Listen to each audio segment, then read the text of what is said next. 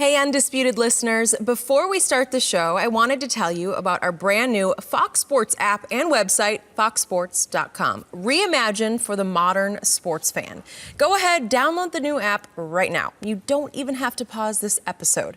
Every day on the new app and website, you'll see the top stories in sports, plus a rich world of written content, videos, social media, and analytics to give you a 360-degree view of the most important stories of the day.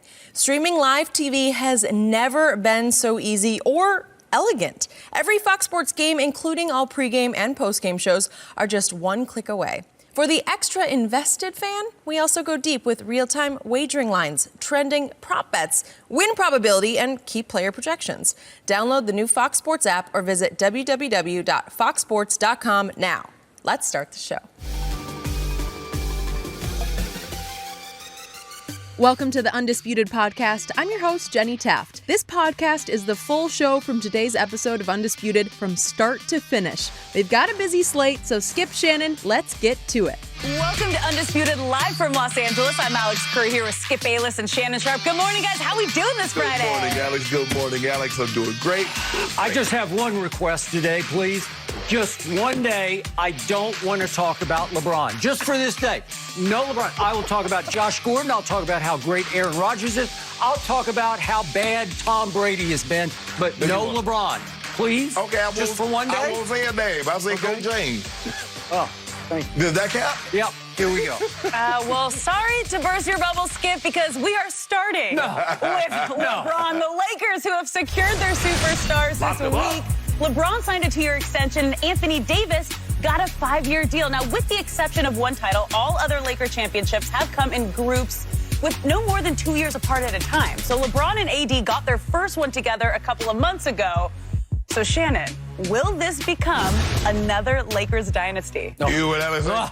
You hear what Alex say? With the exception. And Alex is a what?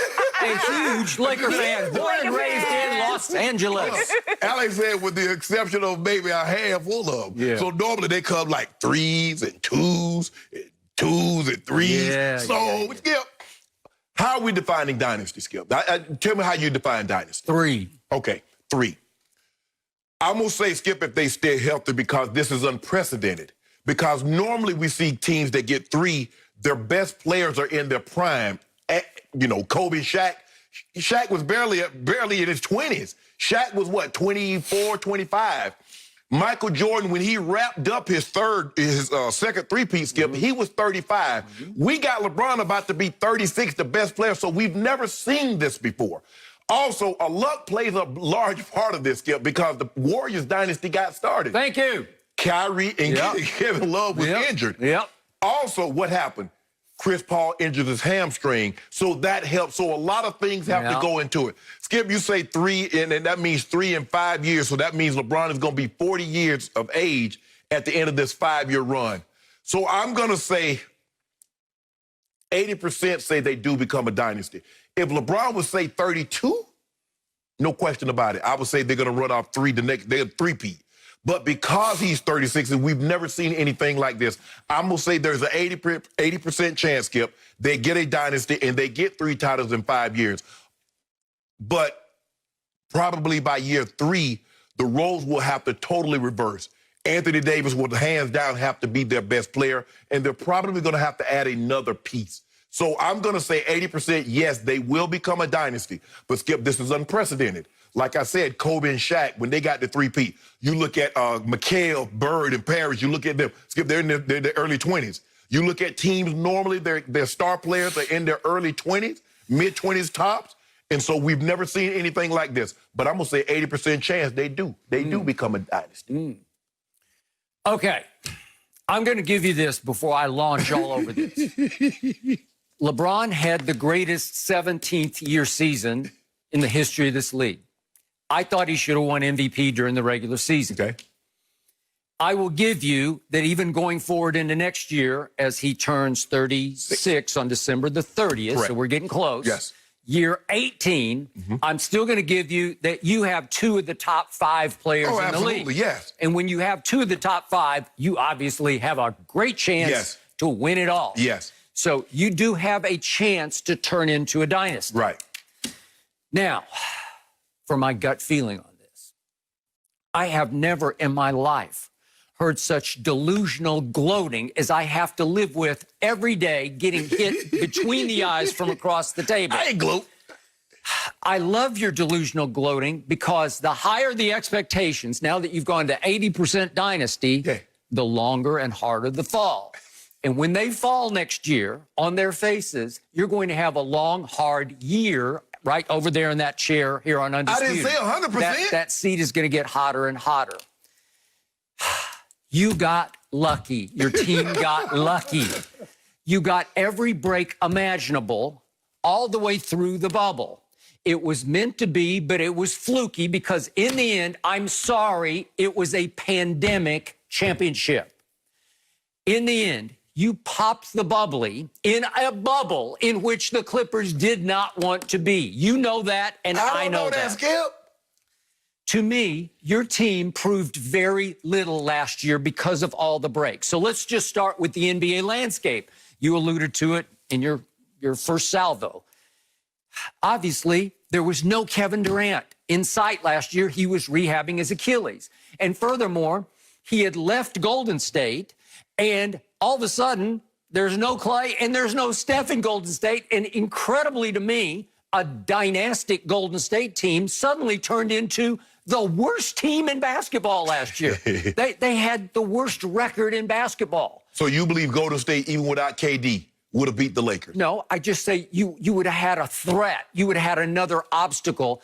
And if he had opted to stay there, then you would have had undoable. Well, Skip, that's a whole different argument. Now, we got to go by what we got. Okay. He was not there. Okay, so here we come with the Clippers. And they were the favorite going into the season. They were the favorite going into the playoffs. You cannot erase the fact that they were the odds makers' favorite even going into the playoffs. Yeah.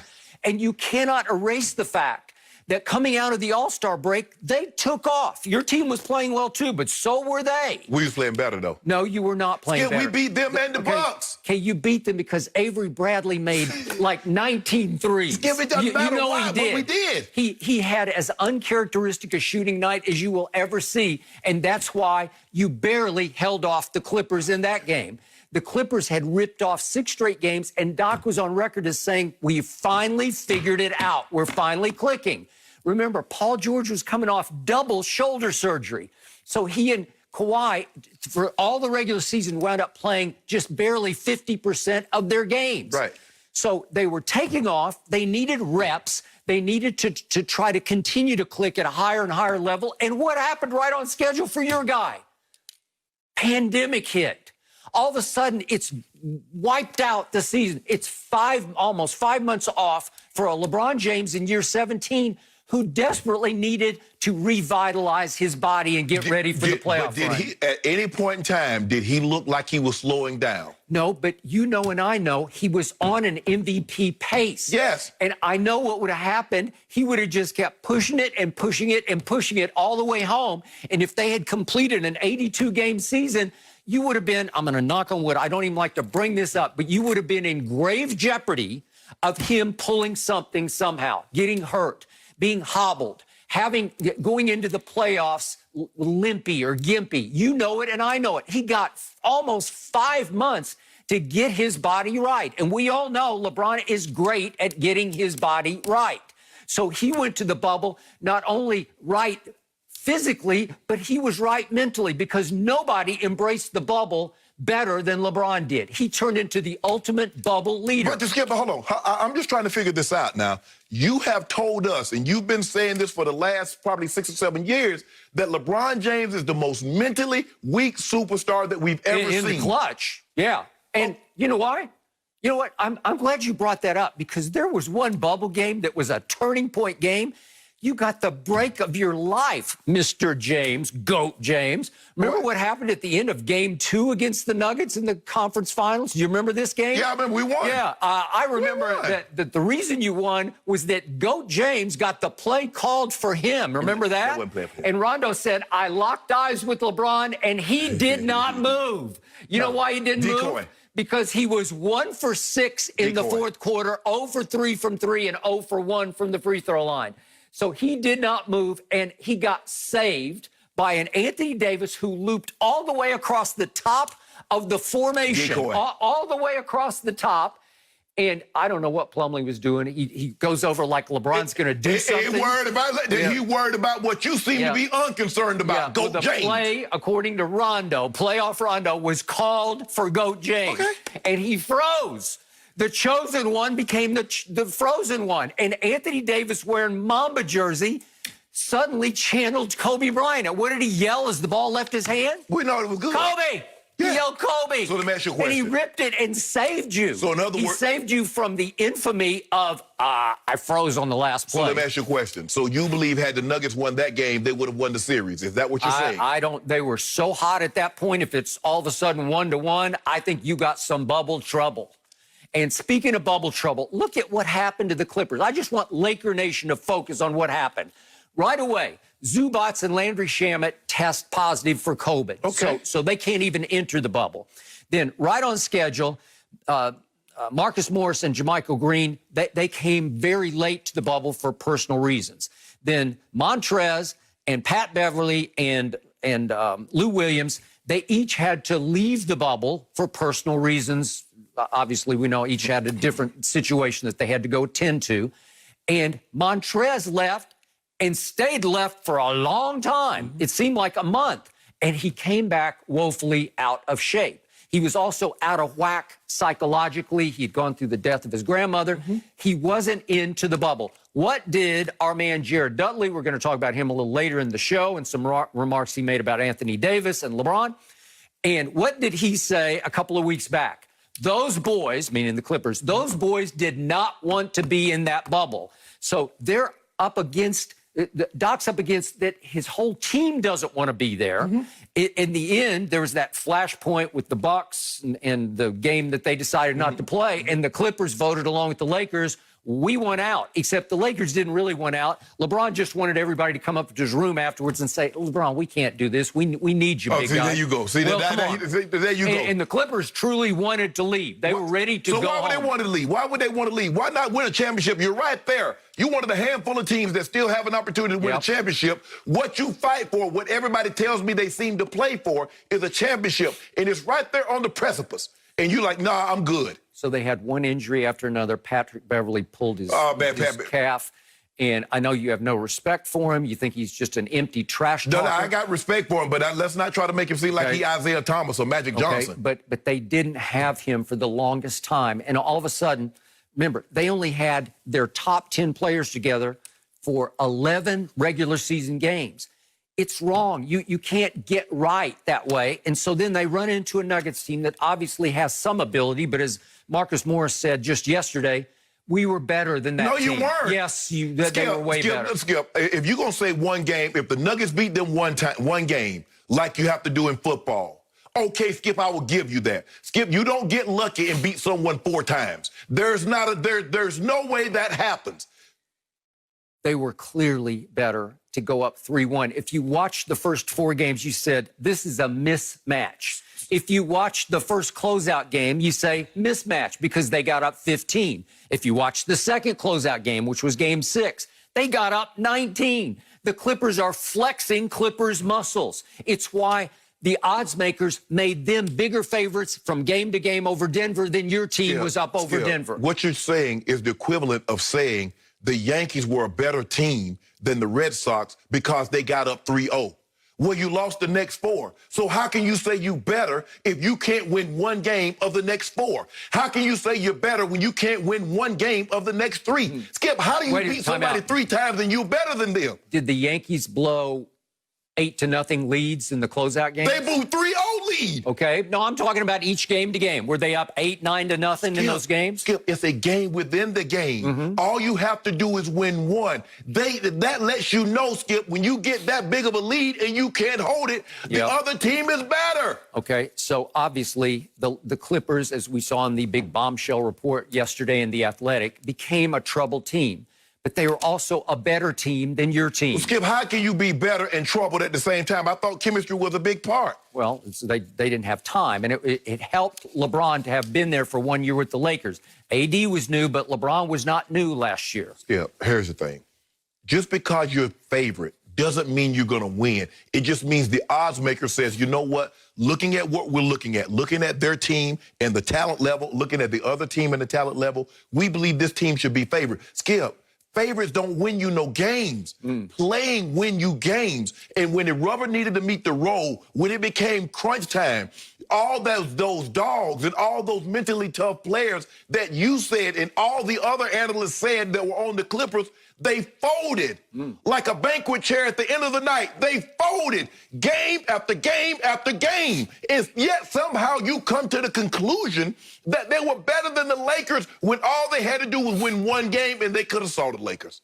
They clearly geared their whole year. They targeted the Lakers from game one when they beat your butts at Staples. They come up out of the basement and beat your butts in game one and then on Christmas Day in game two against this team. How can I target being a senior if I can't pass freshman classes? You got to target where you are at this moment. You can't look ahead. Well, obviously they were looking ahead. And obviously they were looking at what happened. And obviously they were playing a dangerous team that could get just crazy hot from three. We cooled them off, though. Yeah, we cooled them off. Yeah, I think AD cooled them off with a Kobe shot. Hold on, tell me. Kobe! Skip, do you remember Game 5?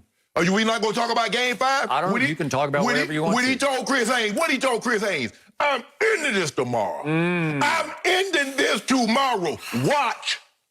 And then just watch what happened, which led to game one against the Miami Heat, who somehow made it to the NBA Finals as the 5th seed in the East. It happens. You got another huge break, and then you got break upon break upon break, because in game one, I still cannot believe this happened.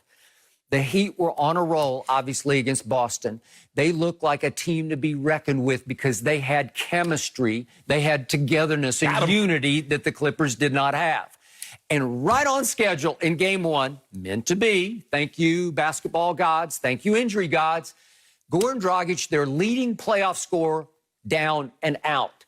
Bam, heart and soul of the team, the difference maker on that team, out. Skip, they weren't beating us. And Bam was never the same. He came back and tried to play with some kind of a shoulder. The last game he had like 25 and 10. Yeah, Bam was just fine. He never looked right. Skip, but here's the thing. Look at this.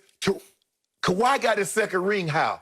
You believe if KD is healthy, Kawhi's getting that second ring?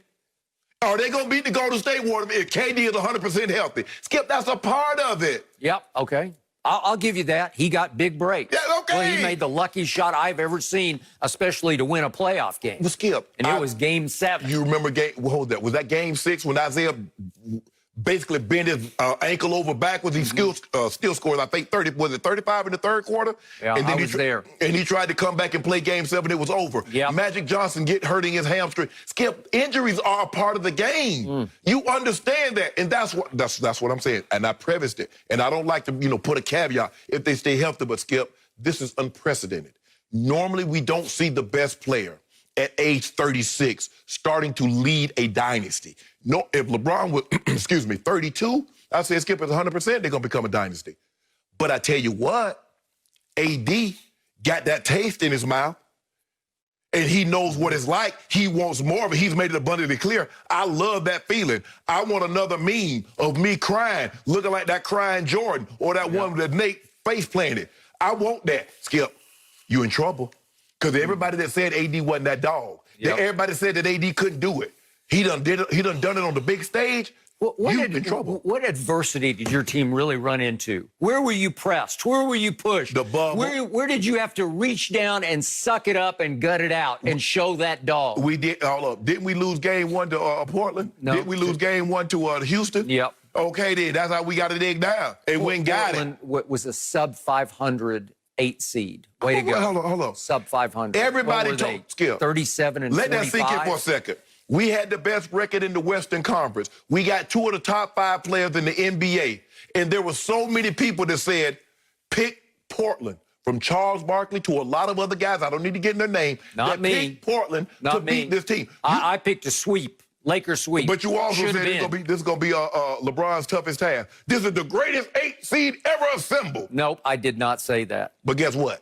Dispatched them. And then we came up to who? Houston. Oh, you love the beard. Oh, you love Russ. And, man, Skip Bayless was doing one-handed push-ups and handstands when they lost game 1 to the Rockets. And I told you, what did he do? Russ started celebrating and rocking the baby. Yep. Whoop, whoop, done.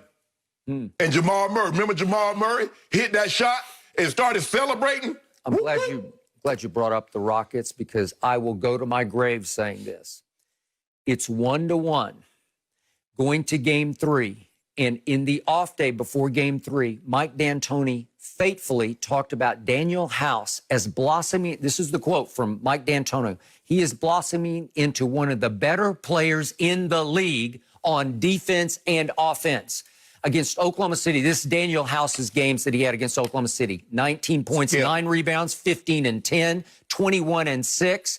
Game 2 against the Lakers, he was 13-5. He was a key cog for the Rockets. Yeah. And when they got to the building, to the arena that night, to get ready to go on the floor and play a pivotal, crucial turning point game 3 with your team, they were informed that Daniel House had violated the quarantine. You know the story.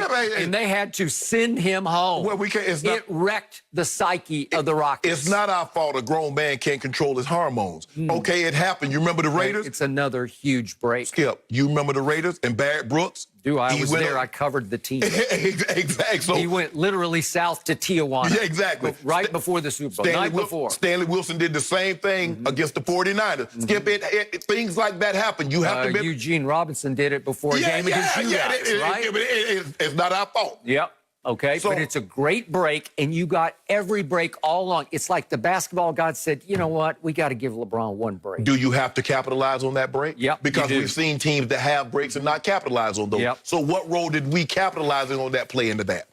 You did. You took care of business, as you should have taken care of. And LeBron was a great bubble leader. He kept everybody together. Stop saying bubble leader. Because he smelled blood. He's a leader. All of a sudden, I'm hearing dynastic talk from Laker Nation because we got better. We won free agent. You did not win because you lost way too much in free agent. You lost playoff Rondo. He was clearly your third most valuable player through that playoff run. Yes. You lost Dwight Howard, who gave you edge and physicality you did not have. You lost JaVale McGee, who gave you length and energy that you will not have next year. You lost Avery Bradley, who... Again, he didn't go to the bubble, but man, you want to talk about 3-and-D going forward? If you still had him, I'd say, uh-oh. And you lost Danny Green, and look what happens wherever Danny Green goes. Rings happen in San Antonio, Toronto, LA. Hold on, tell about Skip. You lost Danny Green. I need you to stop this. First of all, when he's in San Antonio, they got 3 Hall of Famers with him, so that's not a shame. He set the finals record for threes made in 2013. Okay. Yep. And he goes to the Raptors, and you tell me they catch the breaks of breaks. Kevin Durant is not there to begin with, and then when he comes in, he tears his Achilles, and then Klay Thompson goes down. So they catch the break of breaks. And then he goes and pairs with 2 top 5 players, and now you all of a sudden, you giving Danny Green the same amount of credit you're giving AD and LeBron. Do you feel the same way about how intimidating and overwhelming this team is than you felt about Shaq and Kobe at their greatest? Well, Skip, I just told you why. If LeBron James was 26 and they had just come off the title and Anthony Davis is what he is right now, do you have any doubt in your mind that they're going to be a dynasty? Hey, what Shaq and Kobe did to my Spurs back in their run back around 99, 2000, 2001 was completely overwhelming to me, where I just sat back and said, that's just too good. That's just... intimidation. Skip, you're talking about guys, like I said, dynasties normally start. Look at the age of the players. Look at Larry. Look at Kevin McHale and Parrish. Look at even Kareem. Now, Kareem was a little, but even then, Skip, Kareem was only 32. At the 32, 33 tops at the beginning of the dynasty with Magic. Magic was 20. Yep. Shaq and Kobe, if they won in 2000 from 1 to 2, Kobe came in at 18, so Kobe's 22. Yet you give this team 80% 80%. I didn't say 100. Okay, and I still ask, who is the closer for this team? You know who the closer is. I don't know. Stop that, Skip. I don't know. Stop that. We just saw him freeze up and say, I don't want to run the play for me. We watched him close Game 5. We watched him close so many games. We watched him close Portland in Game 5. We watched him close the Heat in Game 6. We watched him close and close and close, and we know what he can do. They were up 7 in Game 1, and LeBron had the ball in his hands against Portland, and what happened the rest of the way? We won the series. LeBron disappeared. We won the series. Yeah. So hold on. I'm trying to. Has there ever been a situation where everybody is just like swept through the playoffs. It hadn't lost one game. No. The Warriors, I think the Warriors and the Lakers both went 16-1. But everybody else has lost multiples. So don't start this notion because they lost the game, it somehow lessens the championship. At the end of the day, we got the Larry O'Brien that they brought out in that LB case. The first one to come out there in the LB case, we got it. And guess what, Skip? We're going to get his homeboy to go along with him. So we have both of them sitting up in the trophy case. And you've been drinking your tequila all offseason, but guess what? Before you know it, the next season's, it's right up on us. You better be ready. We got to get in the 11th. Yeah. When is the 11th? Oh, next Friday. Yeah. Yeah, so we ready. Okay. We We ain't ready. playing, but I'm we with ready. Shannon. I'm crossing all my fingers and toes for this LeBron and AD dynasty. No mercy. Hey, Undisputed listeners, it's Charlotte Wilder here to tell you about my new podcast with Mark Titus called the People Sports Podcast. It comes out every Thursday, and Mark and I take one of the big stories of the week, and then we go off on tangents you never saw coming. This might mean that we start talking about the Dodgers winning the World Series and end up wondering if Knicks fans deserve happiness. Or begin with LeBron's greatness and end up drafting our ultimate beer league softball team made up of old athletes. Whatever it is, the only rule of the show is that it has to be fun and funny, because these days we could all use as many laughs as we can get. So check it out wherever you get your podcasts and come down weird sports rabbit holes with us. We can't wait to have you. No mercy. After being suspended last December, wide receiver Josh Gordon has been reinstated by the NFL. Gordon can join the Seahawks as early as the 9th for team meetings, but cannot practice or play until after their Week 15 game.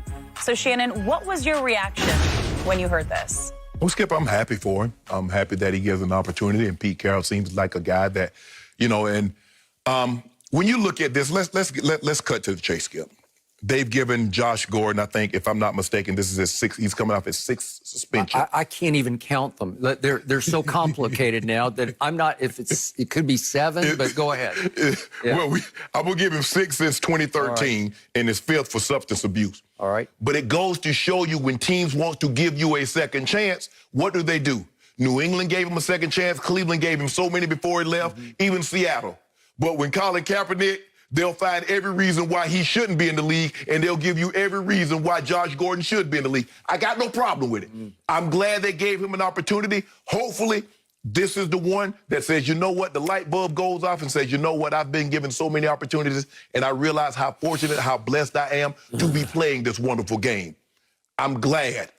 But, Skip, do they realize when Josh Gordon gets there, you know what he should do? He should walk up to DK Metcalf and says, I was you 7, 8 years ago. Oh, was he? This is what he should have been. What you see in DK Metcalf is Josh Gordon, minus the issues. By the way, 2013, Josh Gordon, first team All-Pro. Led the league in receiving yards after missing 2 games. 3 straight games. Steelers, 237. Jacksonville, 261. These are receiving yards.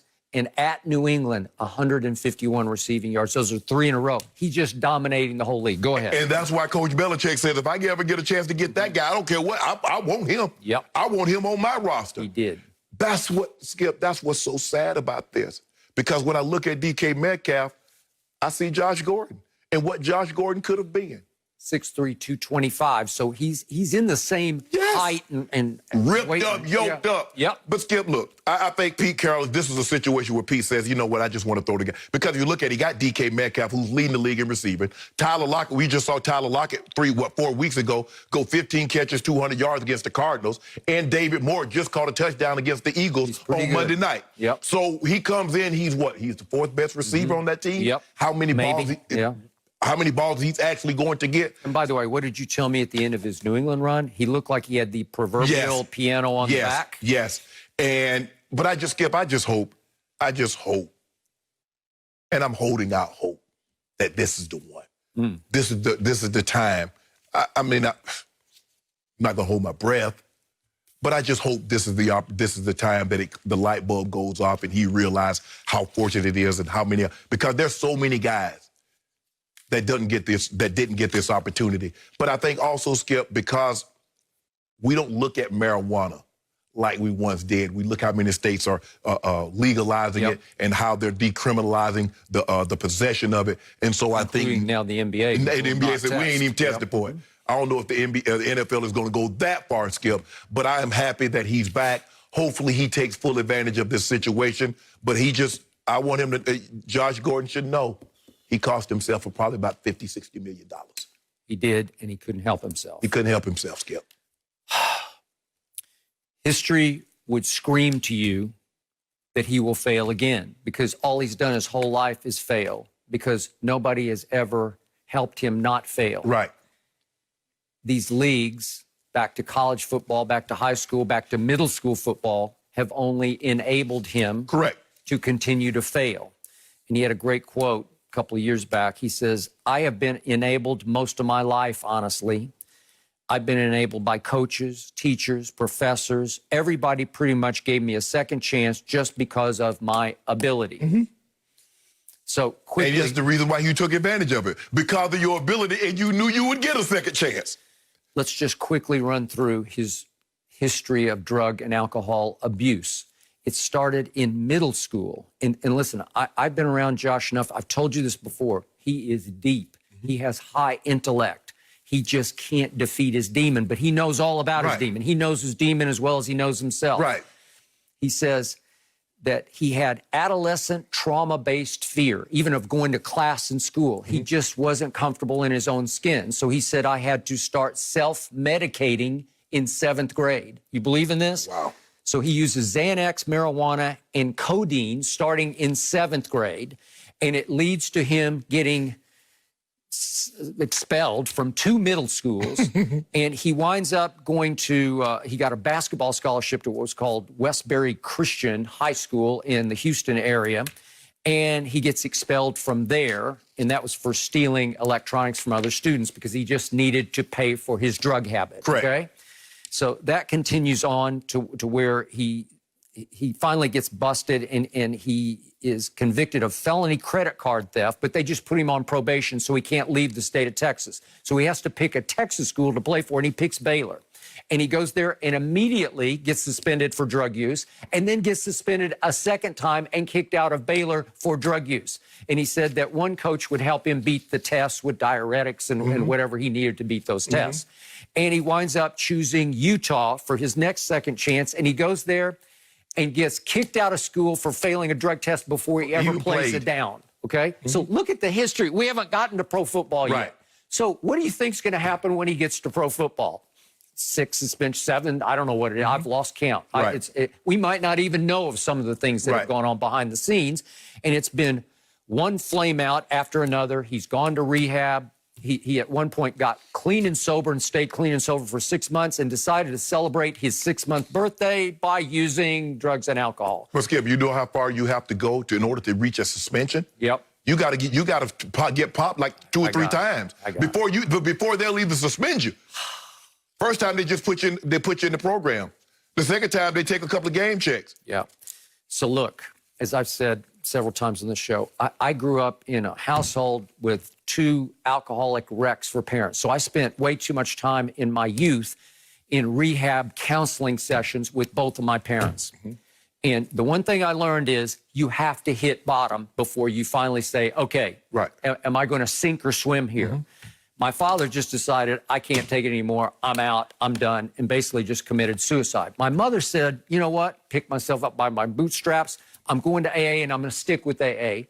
And by the grace of God, she beat it. Okay, so it's sink or swim. But my mother had a near fatal car wreck that finally forced her to hit bottom. This young man, who's only 29 years of age, it seems like he's been around, it seems like he should be 40. Yes. Right? He's 29. 29. He should be right in the middle of his prime right now. He's never been forced to hit bottom. It's close, but the league kept saying, well, you know, we'll give you, we'll give you. And again, the league's in a tough spot because you can't deny a young man the right to work in this country if you're capable and you serve the suspension that they imposed, which they got to be full year. He just spent a whole year out of football. What did they tell you, though, Skip? Okay. Talent trumps all. Oh, trumps all. Okay. So my heart says I wish the league would say no to him so he'd be forced to face his demons and just get it straight, one way or the other. Just get right or don't get right, whatever. Save your life or don't save it. but nobody's going to force him to until finally the league says no to him. Right. And I don't know when that's going to be. But Skip, here's the time. I don't care. You know, they can keep getting him second chance. They can be an 18th. Yeah. But there's going to come a time that he's going to age out of the NFL. Yep. And then what? He will at some point. It feels like he's on his last stop now, but maybe I could be wrong. Well, Skip, we thought that in New England. I did. And we remember, thought that for the first time around in Seattle. Okay, he did get cut by Bill Belichick. Yeah. And usually when Belichick cuts you, this league will say, right. But Pete Carroll, he's got some Father Flanagan in him. I'm going to save his soul, right? I'm going to help this kid. Except that one time, he didn't have that Father Flanagan in him. Which one? The one that he brought the guy up in there and was talking about, well, what you know, where do you see yourself in a couple of years? You know, what's going on? The guy that, you know. No, that guy. Yeah. Oh, but that's a whole different story. You're right, Skip. We're back to Colin Kaepernick. Yeah. Yes, that is correct. That was all for show. Yes. Yes, thank you very much. But Skip, for me, I don't know what did they hope to get. Maybe it was a situation that, you know what, maybe, we bring him here and but Skip, every time he's always in a situation. It's not like he was out of the league. Skip, he was on the team when he was with Cleveland when he did it. He was with the Patriots when he did it. He was with Seattle when he did it. So we can't say, well, if he had a structured situation, he would be better off. He's always in a structured situation. They just can't keep him 24 hours a day. No. You don't meet, you don't practice, you don't play games 24 hours a day. It's when he goes home. Yeah. So, look, I'm with you. I root for him, but I wouldn't bet on this. No. I wouldn't put not a dime. Yeah, as both of you guys mentioned, addiction is a hard and heavy life, but I'm with you guys. I'm rooting for Gordon, hoping he stays clean and can stay on the field. But we're moving on to Aaron Rodgers, who was on track to throw for the most yards since his 2011 MVP season. He's also on pace to tie his career high of 45 touchdowns. What? This week, Rodgers attributed his success to his legs and not his arm. Take a listen. You're always going to be able to throw it. Being able to throw it is something that stays with you. And I've said this before. I'm sure that Marino can still sling it around, and Elway, guys who had big arms. Farvey, I know, can still throw it around. That doesn't really go, but it's the legs. So just putting a different, focus on my legs. I think this off season and in the weight room, I just haven't kind of lifted this way. I don't think in a long time. Where I'm having PRs, squatting week to week. That just doesn't happen. So, Shannon, what's the biggest reason Rodgers is having such a good year? Well, I think also he's in the second year of this offense, Skip. He knows what to accept. He's great quarterbacks. It's a new system for him. He was in one system, Skip, for his whole career. And then all of a sudden we see Brady, Skip, in a new system that's unfamiliar with him. The terminology is a little different, and he's struggling a little bit. I believe year 2 for Brady will be better than year 1, just like I've always thought that year 2 would be better for Aaron Rodgers. But we make it seem like Aaron Rodgers was a bum in year 1. All he was 4,000 yards, 26 touchdowns, and 4 picks. Which year? You mean? Last year. His first year under LaFleur. Oh, got it. All right. Yeah. So we make it seem like, he's not a top 50 coming into the season. He's not top 50. And it's over. He's over. But, Skip, people, this is what ladies and gentlemen, I'm about to blow you away with what I say. Since the start of 2018, Aaron Rodgers has fewer interceptions in the last 3 years than Tom Brady has this year alone, and he stepped off a cliff. Aaron Rodgers has 84 touchdowns, 10 interceptions since the start of 2018. So almost 3 years, Tom Brady has 11 interceptions in this year alone, and he stepped off a cliff. Other than Patrick Mahomes and maybe Deshaun Watson and Russ, ain't nobody else, everybody else in the NFL would take these numbers. And he stepped off a cliff, Skip. He's absolutely right. People think that you throw with your shoulders, but you throw from waist down. And as long as that foundation, those legs, that core is right, he'll be able to zip the football. Skip, he's one of the few guys still at his age. He's not as fast as he once was, but he's fast enough. You play a certain coverage, he'll jump out of a lane and go. He still has the ability to flick the ball 40, 50 yards, rolling left, rolling right. He can throw from the pocket. Let this sink in. You want that guy throwing from the pocket with that pinpoint accuracy that he still displays. But he's absolutely right. As long as that foundation, which is from waist down, stays And that's what Brady is. Brady's from waist down. Skip, you look at his upper body, it's changed a little bit, but it's still not like he ain't yoked up like a Cam Newton or anything like that. You ain't going to look at Brady like, man, you know what? I want that body. But from waist down, as long as it stays strong, Aaron Rodgers is going to be here to stay, and he ain't going nowhere. Ladies and gentlemen, I'm about to blow you away with what I'm about to say. Blow it away. Would you believe that the quarterback in the National Football League who has improved his QBR from last year to this year by far the most is that guy, Aaron Rodgers?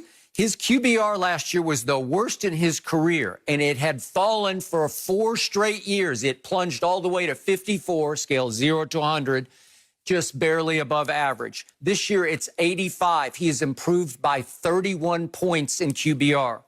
31 points, that's got to be historically great. It just doesn't happen. If you don't mind me asking, the years that, the previous 3 years, who was his head coach? Now, what's that guy doing? What's that guy doing in Dallas we're now? to change the subject to Mike McCarthy.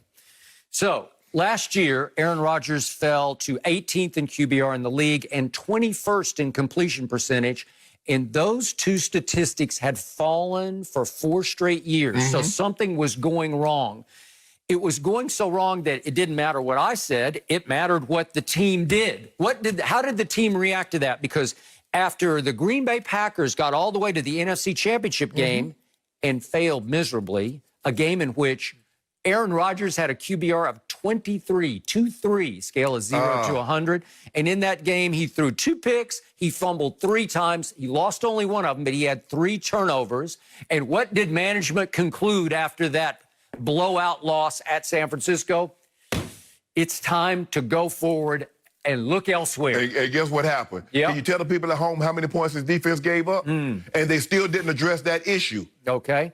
So what did they do in the first round? They traded up from 30th all the way up to 26th to take a quarterback. Yes. I didn't do it. I didn't tell them to do it. I didn't force them to do it. They did it. What was the message sent? We need a new quarterback. Maybe not next year, but maybe the next year after that. And they picked Jordan Love, and he has not seen the light of play. And ain't gonna see it. Okay, well, we'll see. But that move is the key move. I don't think it's squatting that suddenly turned around Aaron's game, although that's great. I'm glad he did figure that part out.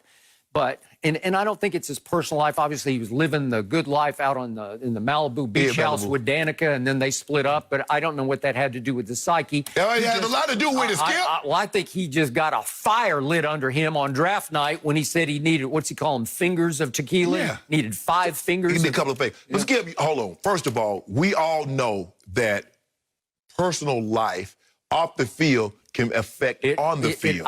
I don't know enough about it to know how it affected him, but it could clarify things. But I'm not saying that, Skip, I'm not saying that it did, but I'm saying that we know that it can have an impact. So that's why, you want to have everything harmonious at home. Okay, you do. And now for the infamous passage from Pro Football Focus. Yes. The website you're increasingly down upon, right? This is when they decided not to include Aaron Rodgers in their top 50 players. This is back in just past June. Yes. Okay? The passage is, Rodgers has become ever more evidently part of the problem in Green Bay. I didn't write this. They wrote this. They wrote it. And his own team spent the offseason laying plans to minimize his role in 2020 and replace him beyond that. Rodgers finished the regular season as our, Pro Football Focus' number 9 ranked quarterback in the league, but he was only 17th from week 8 to the conclusion. 17th in the league. And I think the Packers are saying the same thing. So let me ask you, it's time to move on. So let me ask you a question. How they minimize it? Are they minimizing him in 2020? Obviously, he just had a career bounce back. Bounce back. They said they were going to minimize Aaron Rodgers in the offense. Are they minimizing him? A simple yes or simple no? Well, no. Okay, so they're wrong. But he showed them from game number 1, I'm a new guy. I'm different. But also, Skip Bayless, can you read? I want you to read his QBR. What was his QBR last year? 54. No, it was 17th, right? Yeah, ranked 18th. And he was 18th. And what was he in completion percentage? 21st. 21st. And I know a guy that Skip Bayless said that was better than he was, that was ranked behind him in QBR and completion percentage. So we have to change the subject to Tom Brady because we're losing the argument about Aaron Rodgers. Hold on, time out, Skip Bayless. I did not call that man's name. All I said is that I know a guy that ranked behind Aaron Rodgers in QBR and completion percentage, and everybody else said he was on the ascent. And Aaron Rodgers was on the decline. Now, you tell me who's on the ascent and who's on the decline as we speak. Let's see. Tampa Bay 38, Aaron Rodgers 10. That was this year. Wait, that was this year. And guess what? Aaron Rodgers had a QBR in that game of 12. Skip. That happened this year. I'm glad you brought that up. Skip, I'm glad you brought that up because I saw the New Orleans Saints beat the Denver Broncos with a guy that was selling lawnmowers and car parts just 2 days before they put him in at quarterback. He scored 3 points. Tom Brady got the same 3 points as a 21-year vet who you say is the GOAT against that same New Orleans offense. We're going to talk about Tom Brady in just a minute here on the show, but we're back to Aaron Rodgers, who you say, everybody said he stepped off a cliff because he was stepping. He was stepping. Let this sink in. This is where we are today. Aaron Rodgers has been so good. He's been historically and transcendent great. We said 26 touchdowns with 4 interceptions is stepping off a cliff. He threw for 4,000 people, ladies and gentlemen at home, let this sink in. 26 touchdowns, 4 interceptions, 4,000 yards is stepping off a cliff. That's what he did. That's all he did. And I would like to remind those folks at home that just a couple of years back, there was an expose in Bleacher Report about the Green Bay Packers. It was a lot about Mike McCarthy, and it was a whole lot about Aaron Rodgers and their disintegrating relationship. And remember what happened? That was when Mark Murphy, the president of the Packers, decided upon his own, I'm going to go hire Matt LaFleur, and I'm not going to involve Aaron in this decision this time. I'm going to call him and inform him, I have just hired you a new head coach. And during that conversation, according to Bleacher Report, Mark Murphy told Aaron, this time, don't you be the problem. Meaning his diva act, he can be difficult off the field. He can have thin skin. He can be aloof, he can be condescending, he can be dismissive, he can be all those things. But he can also be historically and transcendently great. Sometimes he can. What do you mean sometimes? Sometimes he can, and a lot of times he can't, because we have seen him repeatedly in those situations, such as at Tampa Bay, in which he threw almost back-to-back pick sixes. He will fold like a lawn chair at a Tampa retirement community. But let that sink in, Skip. Let that sink in for just a second. He threw 2 picks in that game. And in the other 11 games, he got 2 more. Your guy got more picks than that in the last 4 games. He got more picks in the last 4. As a matter of fact, he got more picks in the last 4 games than Aaron got all year. My guy has been to 9 Super Bowls and won 6 of them. 6 of them. No, Skip, I get all that. We can't take whatever you've accomplished up until 2020, that's yours. We're talking about 2020. What you've accomplished before 2020. On your record is 1 Super Bowl appearance and victory 10 years ago. This franchise stands for Super Bowls, plural, dynasties. This is Vince Lombardi leading to Brett Favre, leading to Aaron Rodgers. Aaron, you got us 1, but it was 10 years ago. Since that run, it's title town. That's what they call it, title town. Title town. Your brother played there. You hung out there. Okay. You know that since that one long ago Super Bowl, Aaron Rodgers is 6-7 in the postseason, and of those 6, 5 of them are a little fluky because he got to play against Joe Webb, a receiver playing quarterback, and Kirk Cousins. What we gonna do? There was Dez Cauditt game. There was the Mason Crossbar game. There was remember what happened when Odell took the boat trip to South Beach to get ready for the game up on the frozen What about the defense giving up 37? Yeah, and 5 of those. They've been bad, and sometimes they've been pretty good. Time out. Now, you was over here crying and bickering about Tampa's defense, and you talk about Coach Belichick's defense. They've been horrible. They've been the worst defense in pro football over the last 4 games. Let that sink in. Aaron Rodgers has had probably historically the worst postseason defense of all the top quarterbacks. But you don't. Well, and I will give you this. He needed some defensive help in this past draft, but they were so desperate, they said, you know what? We love Jordan Love. Let's just snatch him up and put him in mothballs, put him on ice if we have to. The way, once upon a time, that guy had to wait 3 years for Brett Favre. You feel comfortable saying he's going to be Brett Favre? No. I mean, Aaron Rodgers? I am not. Oh, I didn't think so. Well, who would be? No, when you do that, you give the man some help right now, and you're going to win you a Super Bowl. But now y'all want to bull jive around. And, you want to show Aaron that you in charge, that you ain't running anything? But your best chance to be in Tampa and to hoist that trophy is on 12 shoulders. And those legs, he be PR squat. Yep. He is recommitted.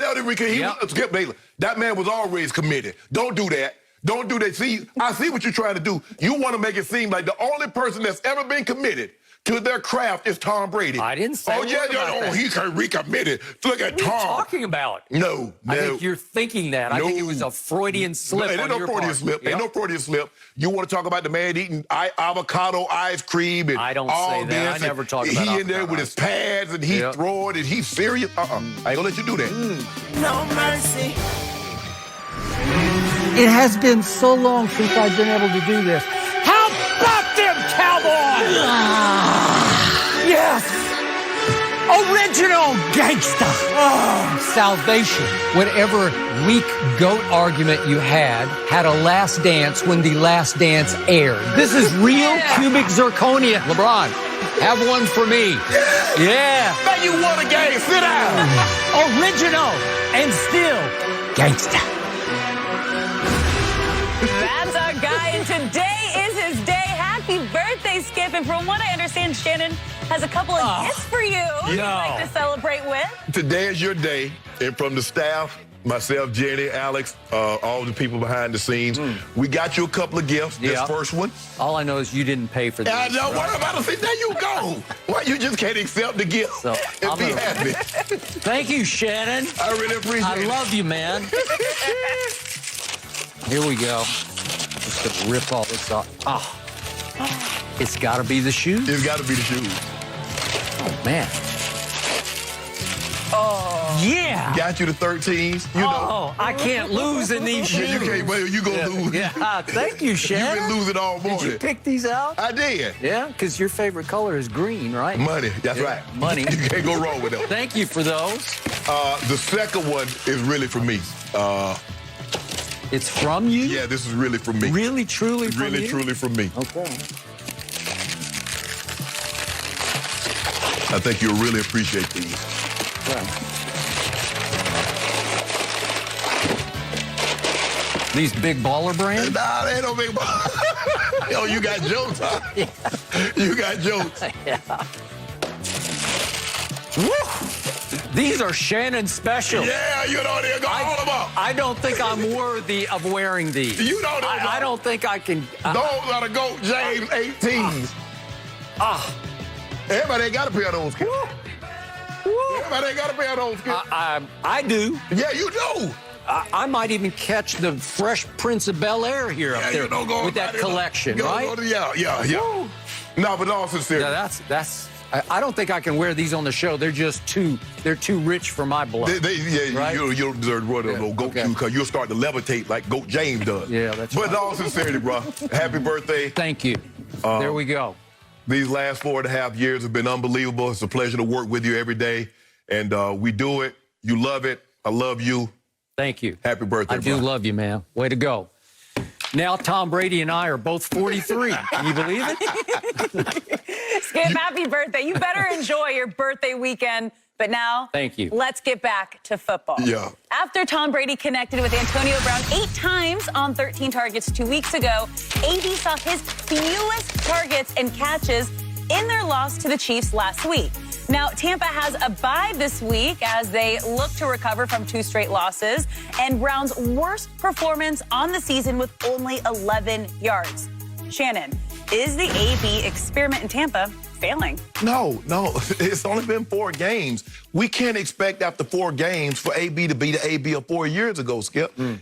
I think he's done everything that they've asked him to do. If you look at the short route, Skip, Brady is 0 for 5 to AB on the ball when he's trying to throw the ball 20 yards down the field. He's 24 on the shorter throws. And that's what they're using AB for. That's really why Tom got him, because AB is so great in a confined space, Skip, because he still has that return ability and can make people miss. And he's done a great job of picking up first downs, keeping drives alive. He hasn't been able to hit the deep throws, the post route that was just off his fingertips, the go balls. So he's just missing those throws slightly. But you see what do you see what they're trying to do here? You see what I Who see? is they? They, Skip Bayless, and a lot of other people.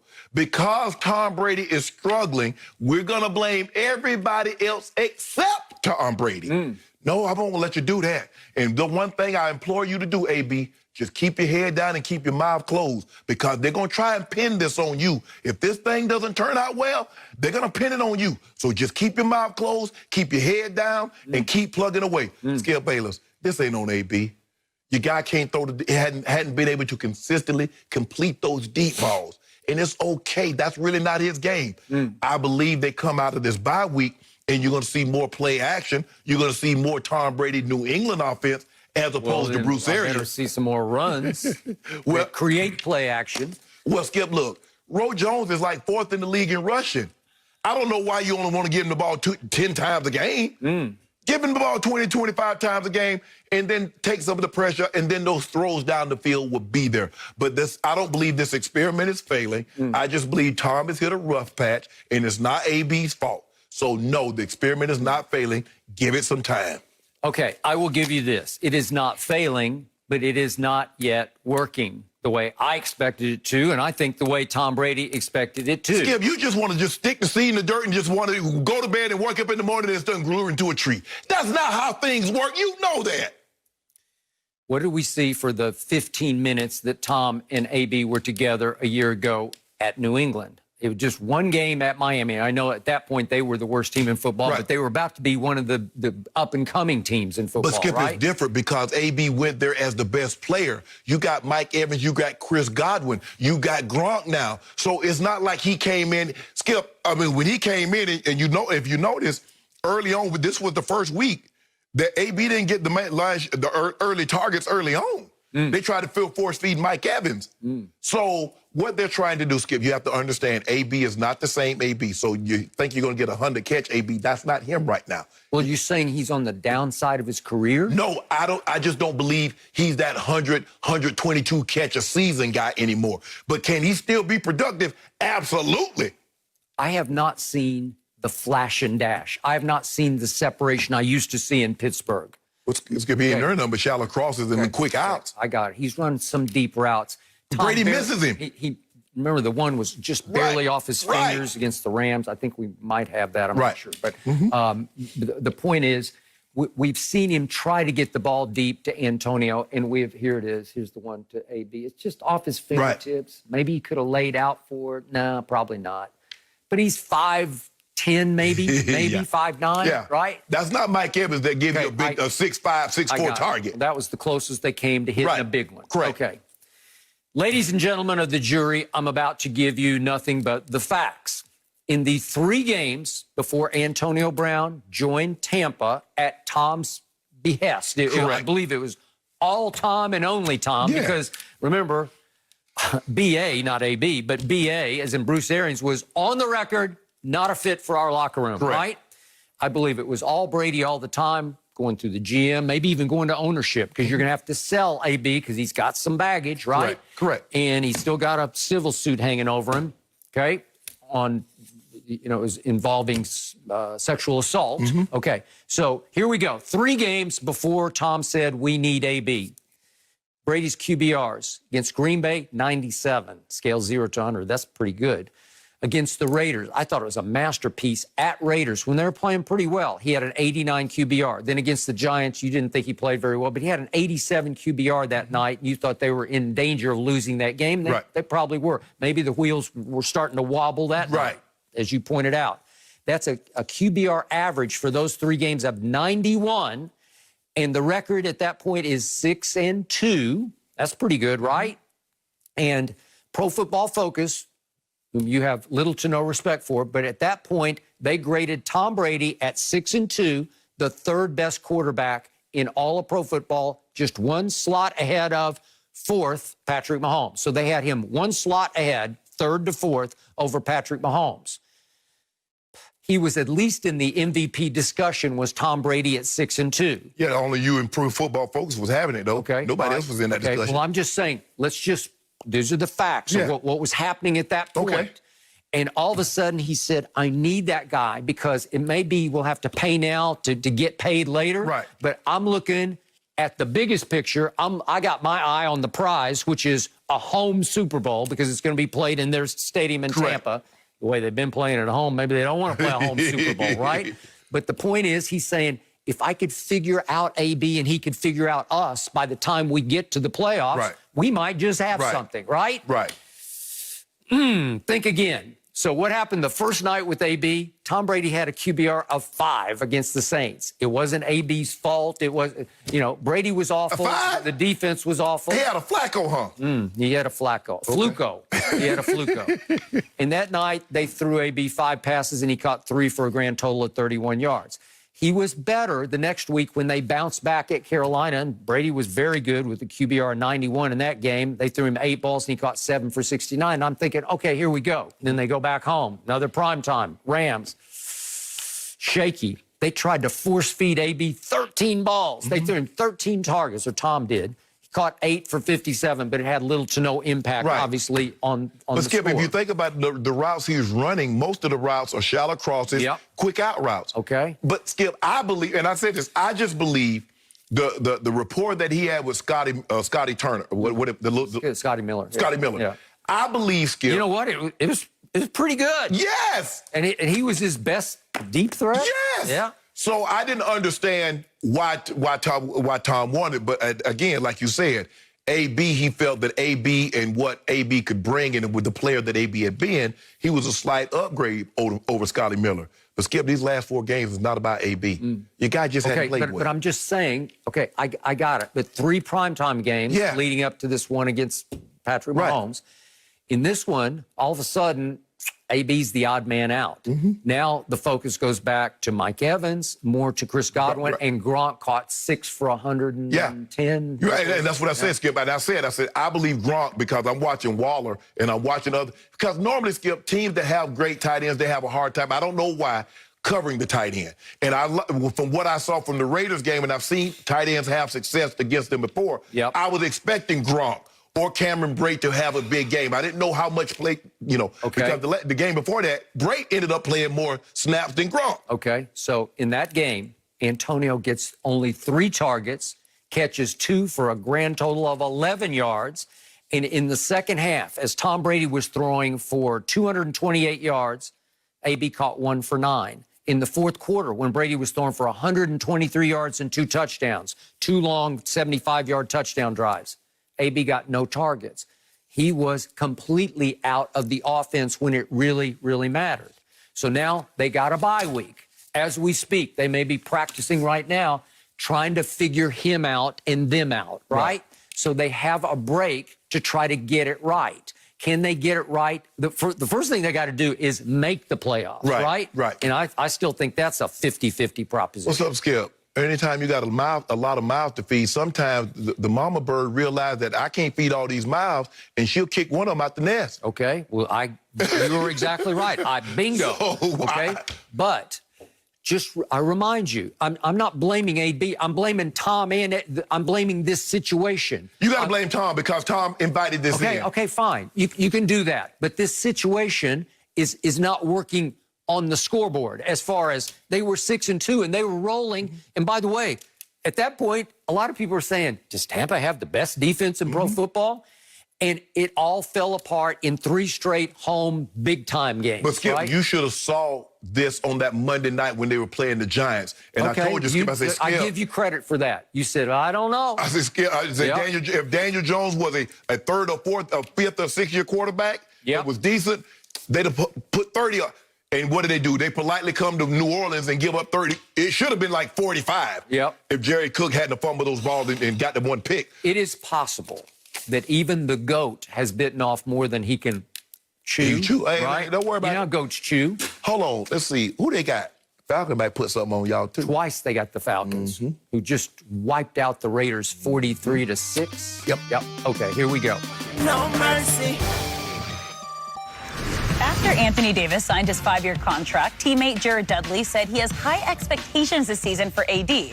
Dudley said, quote, I'm expecting AD to go for the MVP. I'm expecting him to set the tone. So, Shannon, how will this sit with LeBron James? LeBron going to be fine with it, Skip. AD is basically, he rolls out of bed, he's 27-10. That's what he is.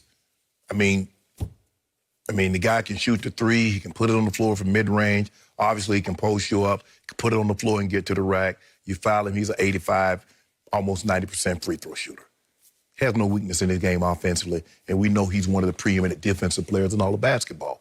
And I think the thing is, Skip, because the season is going to be condensed, there are going to be a lot of back-to-backs. He's going to be prime in line because when LeBron sits out, that's going to be his opportunity to take on more of the scoring load, take on more of the leadership role when LeBron is sitting out on some of these back-to-backs. And so I expect AD to go out there and be AD, especially after the way he performed in the playoffs. AD's going to be a monster this year.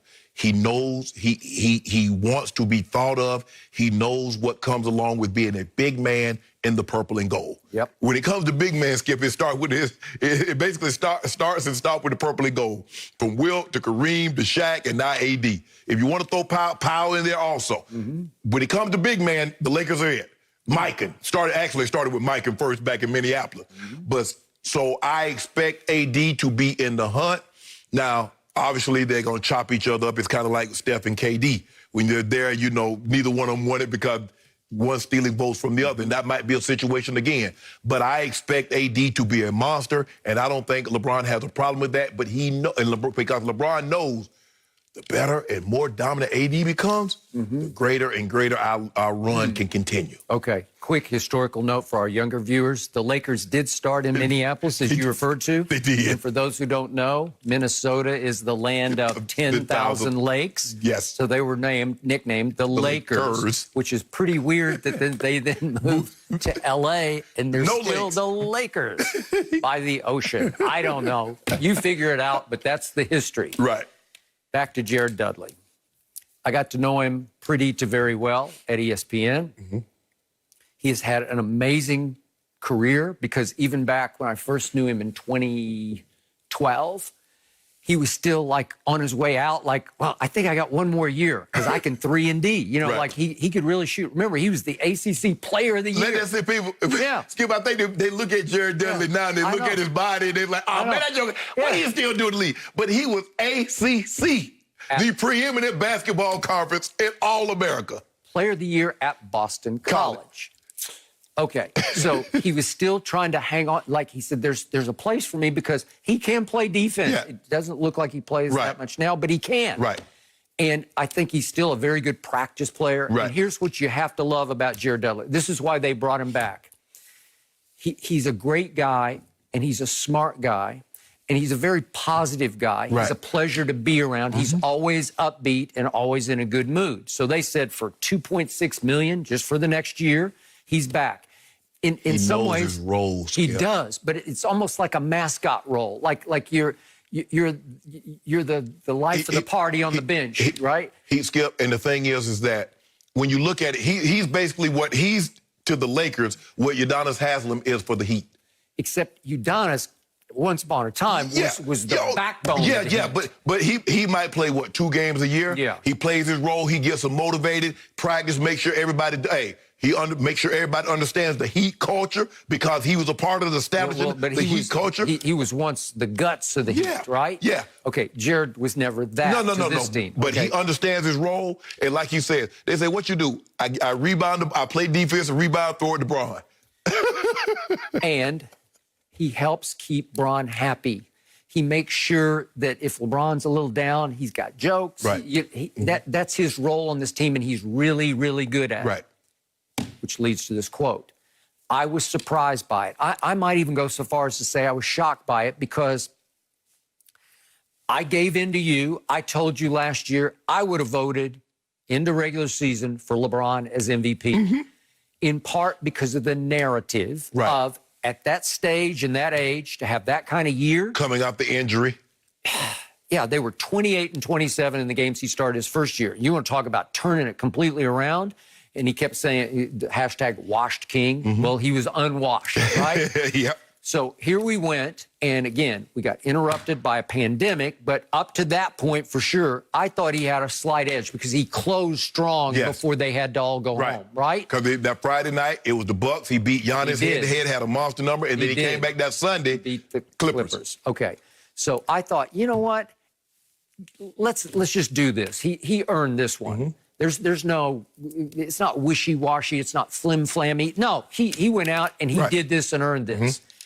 And then Giannis wins MVP with 85 first-place votes to LeBron's 16. And I just don't think that was fair. Yeah.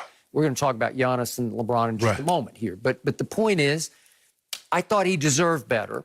He is still positioned to do something even greater because that would have tied him with Karl Malone, who won an MVP at age 35. Correct. Okay, now, as he turns 36 going into this season, right? Yep. He will, just as the season starts, it's December 30th, so it starts 22nd. Yep. So he will just be turning 36. He will, if he could make an MVP run, he will become would become the oldest MVP in the history of this league. Right. Now, that's pretty great, and that's an accolade that I'm sure he would cherish, maybe above all his other MVPs, right? So for Jared Dudley, of all people, to be pushing AD, I think he's going to make an MVP run this year. It shocked me because it's just not right for him to say that because he's still a very respected voice on the team. Oh, yeah. Yeah, but Skip, you know, the thing is with certain guys, I mean, just like people say, well, KD's going to make an MVP run. KD playing is going to be an MVP run. There's certain guys, Skip, and what he's saying is that, Skip, AD is going to have to even be better last year than he was this year. And if he does that, he's going to be smack dab in the MVP discussion. And remember, Skip, basically the first half, what was everybody saying?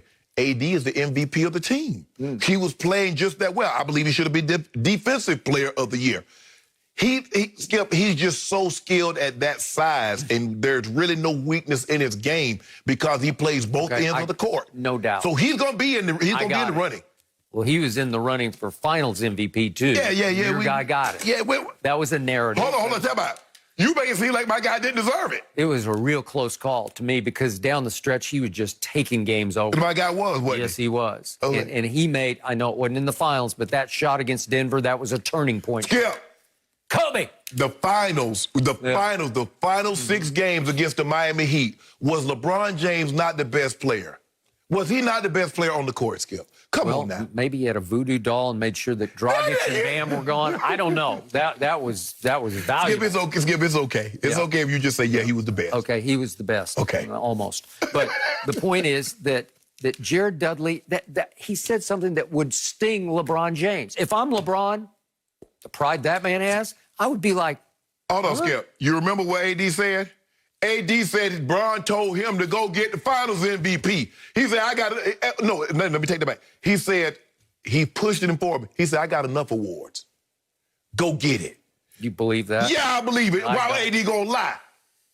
Because LeBron is trying to build this far-fetched GOAT case. He needs all the help he can get. We already built it. We good.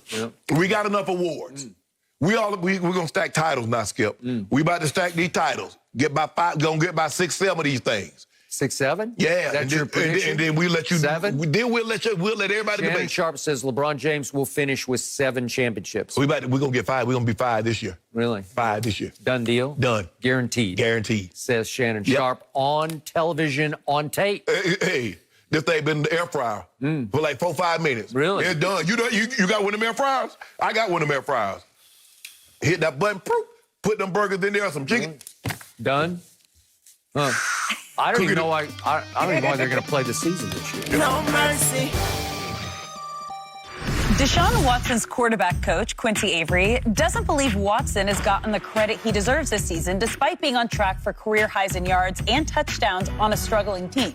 Avery said, quote, there's a bit of racial bias there, and then they've seen him do these super athletic plays and say, well, he's just successful because he can do X, Y, and Z. But his ability to process information and recall things in the middle of games are as good as it gets. So, Shannon, does he have a point here? He does, but Skip, that's just the way it works in sports. If we look at it, we look at Christian McCaffrey. Christian McCaffrey is great because he works hard. Derrick Henry is great because he's big, he's talented. You look at Julio and Adam Thielen. Adam Thielen is smart. Look, he's technically sound. Julio's big because he's talented. He's super. Look at him. So that's the way it is. Skip, if you're a quarterback, you can't be good if you can't process information. And the faster you can process information, the better you are. That's why the great quarterback, that's what made Peyton. That's what made Tom Brady and the great quarterbacks great, because they can process information. Skip, not only must I know what the play is, we're running this play, what we think is the defense that they're going to give us. Okay, they don't give us the defense. Now I got to go, okay, we were expecting cover 1, but they went to cover 2, or they went to cover 6. Now, instead of my first read, now I got to realize, oh, he's not my first read in this defense. That's my first read. So all that has to take place instantly. While 4 or 5 guys are trying to run you over. Trying to peel your wig. You're exactly right, Skip. So that's just the way it is. He's super talented. And I think the thing is, Skip, because he makes so many of these heroic plays, we saw him against Buffalo. Not very many quarterbacks could have got out of that sack last year, Skip. Get out of the sack and not only keep the wherewithal to throw the ball and get the ball down the field, and they end up winning the game. So he's right. That's just the way it is. It's always, Skip, oh, man, Larry Bird, he's so skilled. He's so cerebral. Well, Magic is good because he's 6'9" and he's talented. People didn't want to give, like Larry Bird wasn't talented. Larry Bird was talented. Just because he can't jump out of the gym, Skip, and he can't put the ball, handle the ball like Isaiah, that doesn't mean he's not talented. We got to stop thinking because someone is white, they're not talented. They're just thinkers. They're just cerebral. We got to stop thinking that. And just because someone is black, they're not thinkers. They're not cerebral. They're just talented. No, that's not the way it works. But I agree with him. We don't give Deshaun, because, prime example, Mahomes. Don't nobody say Mahomes is cerebral. Oh, that arm talent. He's unbelievable, the talent that he has. But you got to be able to process information and know where to go with the football just like that. Patrick Mahomes is a speed reader. Trust me. And he's immensely talented. Yes. Okay, so we got racial stereotypes we're dealing with. Yes. Here's my issue with Deshaun. I never considered him, and I hope nobody else ever really considered him, a running quarterback to start with. No. He's a passer. Yeah. Pocket passer. Yeah, he'll buy time. Right. With his feet, legs. If you give him open road, if you dare him, yeah, he'll take off. He'll gash you. But in those 2 games against St. Nick's, Alabama defense, shootouts, he was just throwing it from the pocket, man. Right. And he there wasn't no zone read, Skip. No. So I'm not sure where we're going with that. I'm not sure anybody ever dismissed him as a running quarterback and has underplayed what a great pocket passer he is. But if you look at these stats that are in this piece in USA Today, on just pure dropbacks, if you take out all the screens and any RPO, run pass options, just on pure, this is 3rd-level stats. But his numbers are superior to Patrick Mahomes as a pocket passer this year. He's not having a good year. He's quietly having an all-time great year because he had to deal with, a half a year of Bill O'Brien still calling the plays. Right. And as his quarterback coach, his independent quarterback coach, Quincy Avery, points out, Bill O'Brien could get tentative as a play caller because he's the head coach trying to save his own skin, right? Correct, yes. Okay, so that was never a great fit to me. And what had Bill already done to him, Bill O'Brien? He had shipped out his best receiver. So now, what do you got to work with? Well, you got Will Fuller the 5th. Right. And now he's now suspended. And you had Kenny Stills, but they released him. Okay. They had added Randall Cobb, obviously. But he's hurt now. Yeah, and Brandon Cook's still there. Fells is the tight end. I don't know how he's doing it. Right. Okay? And their defense, I think Pro Football Focus ranks them 30th in defense, so you have to overcome that. Right.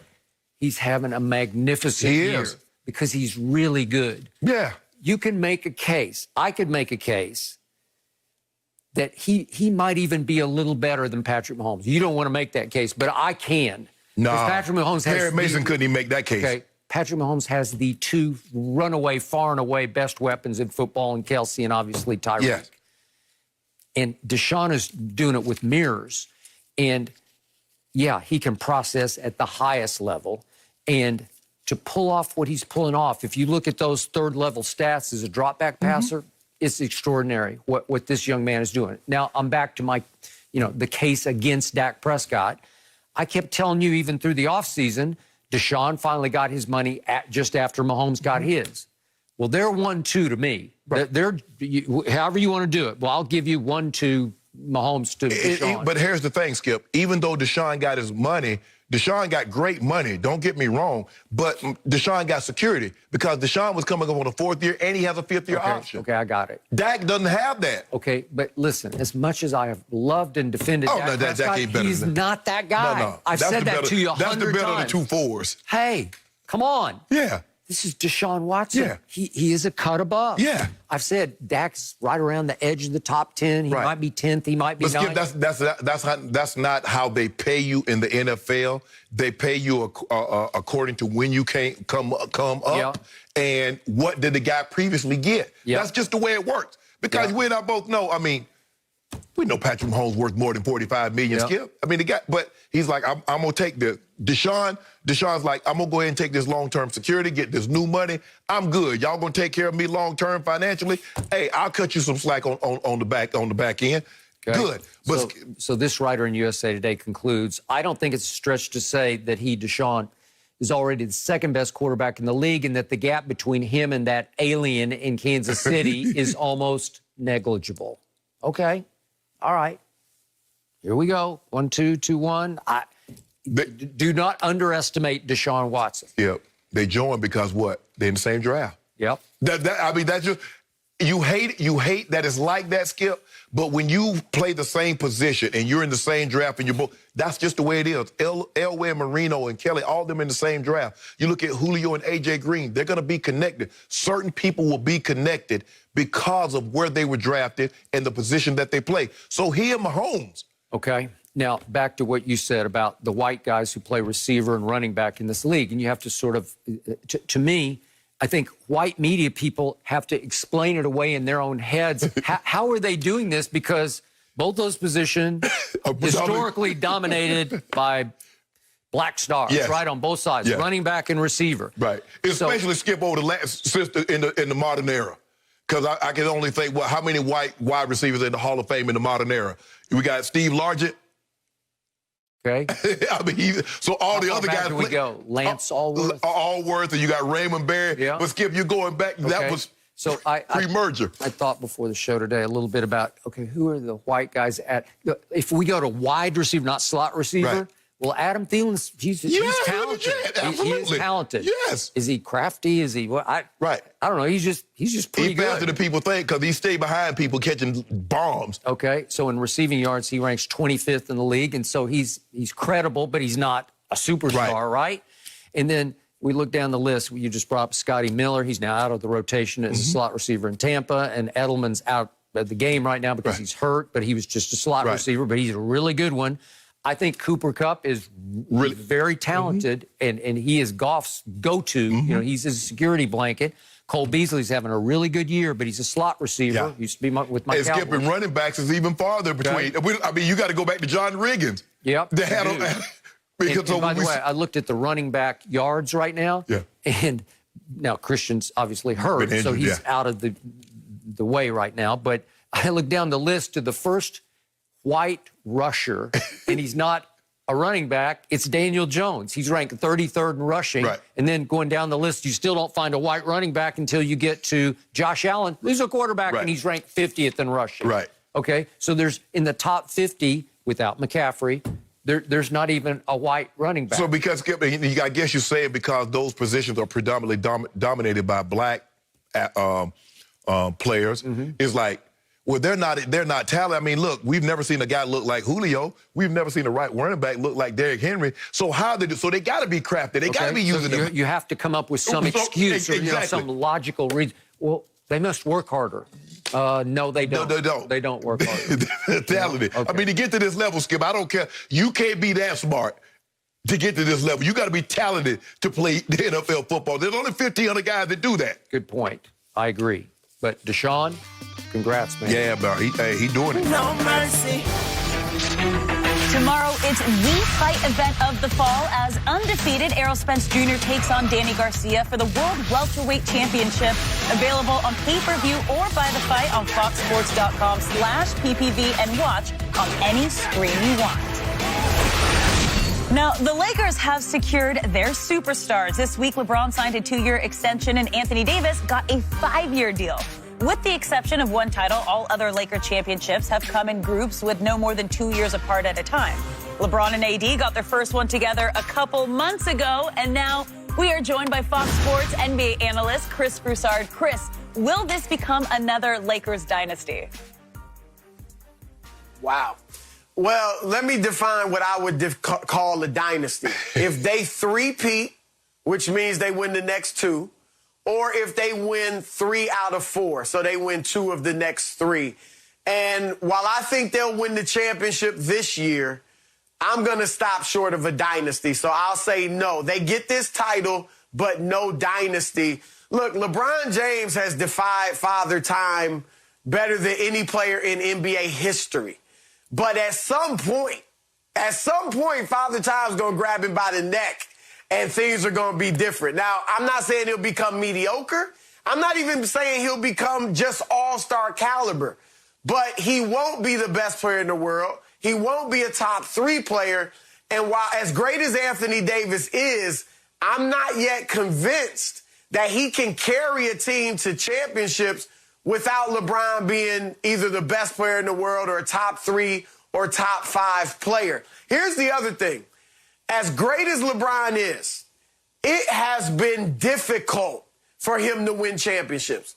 His first championship, they're down 3-2 going to Boston in the Eastern Conference Finals. He has a heroic performance, and they win that series.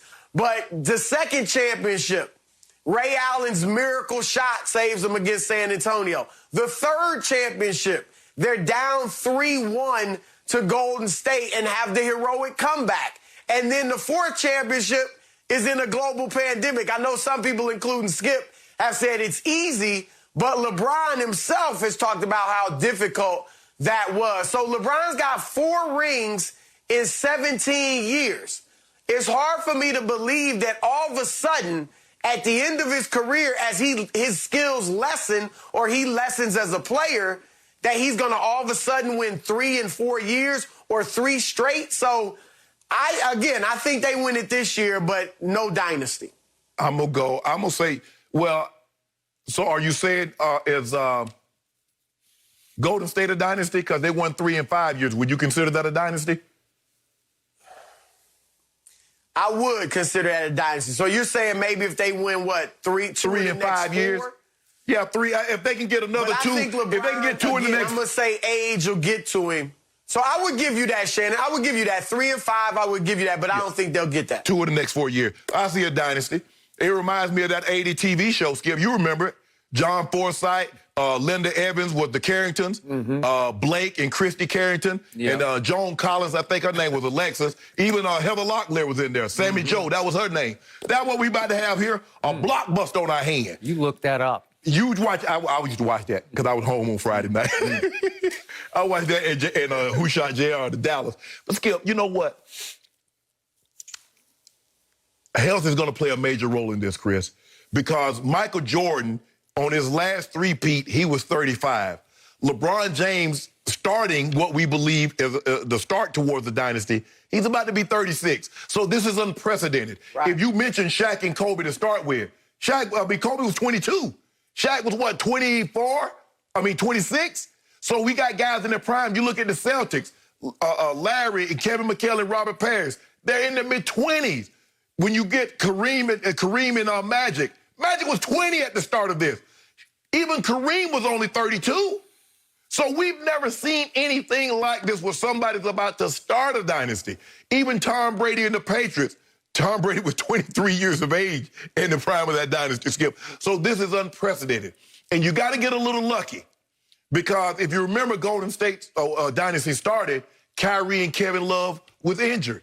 Also, Toronto, they caught a break because KD got hurt before the series, got really hurt in the series, and Clay got hurt. So you got to get a little lucky. You look at Isaiah. He sprained that ankle against the Lakers. So, Skip, if we can, and Chris, if we can avoid the injury bug, I say for 2 years. So you got a three-peat. You got a three-peat. Yeah, because you think we done? You know Rob Pelinka ain't done. We got some more moves that y'all don't even know about. You ain't done this year. All right, I want to hear Skip, but I got something else to say. I am loving this gloating coming across the table at me because the higher the expectations, the longer and harder the fall. I will give you this. You still have 2 of the top 5 players in the league, and when you have that, you have a chance to win next year's championship. Yeah. We'll see how LeBron ages or doesn't age this coming year as he turns 36. Yeah. Now for the truth. You got lucky last year. You got every break known to man and basketball. It broke perfectly for you because it was a pandemic championship. Right on schedule, just as the Clippers were taking off, but they needed more reps, as in repetitions.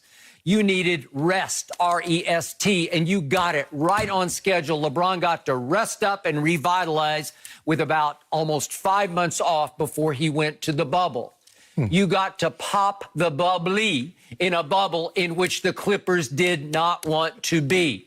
So to me, with all the luck you got with injuries along the trail happening to everybody but you proved very little to me. What did you really prove last year? It was a bubble championship. It was a COVID championship. It has an asterisk. No, it don't. LeBron seized the day and the opportunity in the bubble, and he was the best bubble leader by far.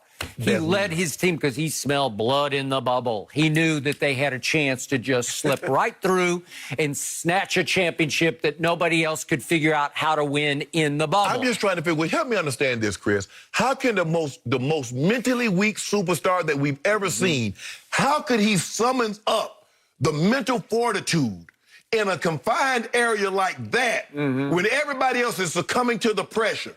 All those strong, mentally tough guys. How can LeBron, mentally weak, do what they couldn't do that's mentally strong? He has been mentally weak under pressure in clutch situations. This was another longevity achievement for LeBron because how long were they there? 3 months? But think about I got to keep my team together for 3 months and I can steal another championship. Chris, what would have been said had LeBron, Skip Bayless told me it was perfect. This is a perfect situation. No KD. Giannis got knocked out. If LeBron James... Where were Steph and Clay? Yes. So now, if he doesn't win it now, Chris, when will he ever win? This is a perfect situation. Thank you. He did it. Bingo. But now you say they were weak. I was lucky. Go, Chris. Go ahead, Chris. I am not co-signing. I have no problem with the pandemic championship. I think it was a great accomplishment. So I'm going to give LeBron. This is where I say to you, Shannon, though, as far as the dynasty. Yes. I mean, look at how dudes are linking up. Where's Giannis going? I mean, maybe he'll stay in Milwaukee. There's a good chance of that. But what if he goes to Miami? What if he goes to L.A.? I agree. I can't see. Yeah, well, you don't want to see that. What would he have to take, like $22 million or something like that, $25 million? You want a title or not? What about Golden State? If Giannis could go to Golden State, the Clippers are not done. Even if they don't win it this year, Kawhi's still relatively young. They're not going anywhere. Them Buccaneers are young. I mean, they already want James Harden. If they don't win it this year, who knows who Kyrie and KD going to be going after? Guess who we going to get? Look, you're going to see these other guys linking up because now everybody is playing from the LeBron James playbook. And they're looking around for what super team they can create. And so that's another reason I don't see these Lakers becoming a dynasty But here's with LeBron at his advanced age. You can look around, but just because you got 2 of great things don't mean they're going to mesh together. I like gravy. I like ice cream. I just don't like them together. And you see what LeBron James and AD did is that they fit. See, everybody just see, you looking at it, well, that guy, he's great, and this guy's great. They're going to get together. No. You see what happened with James Harden and Russ? 2 great players. How'd that work out for them? But we're not done. We got our eye on a guy up in D.C. that probably ain't going to be happy. Oh, yeah. Don't shake your head, Chris Broussard. Don't shake your head. Wait, you want Russell Westbrook? No, you can have him. No. We want that marksman on Bradley Beal. We get on Bradley Beal, then what, Chris? Who gonna take us down then? Now then you're talking. Then you're talking. So then you're talking. Can somebody within this discussion make one objective point. Does anybody remember, does anybody really care that LeBron and company got to play out of the East the 5th seed in the NBA Finals? And that 5th seed in Game 1 lost its leading playoff scorer in Dragic and its heart and soul, Bam, to injuries that kept Dragic out the rest of the finals and hampered Bam the rest of the finals. When he tried to come back 2 games later, he was a shell of himself. Yeah, and you're taking credit? You're talking dynasty? They were still going to lose. If they'd have had Cam, Bam, it didn't matter. Ham, y'all losing. You, Skip, you know good well that he wasn't going to beat the Lakers. Stop saying that. Off the coaching staff. Yeah. You ought to be ashamed of yourself. It's not their fault Giannis couldn't hold up his end of the bargain. It's not our fault. Boston couldn't hold up their end of the bargain. Hey, Chris, it is even less our fault that Clippers couldn't hold up their end of the bargain. That old mentally tough team. Right. Yeah. And Pandemic P out there blaming Doc Rivers. You ought to be ashamed of yourself. You should be out on the Clippers because Paul George blamed Doc Rivers for their downfall. You should be ashamed to support a team like that. I'm not, because I got Kawhi, and you don't. And, hold on. The Kawhi Leonard that scored 2 points in the 4th quarter? This is Kawhi town. You are. They took those billboards down. They ain't no billboards ain't up no more. I can assure you that. Yeah, I don't know if we'll see those commercials either. Those Skip. Oh, he took a shot. Oh, look at that. Little keychain with that little crown on it? What did Doug say? We saw that every day.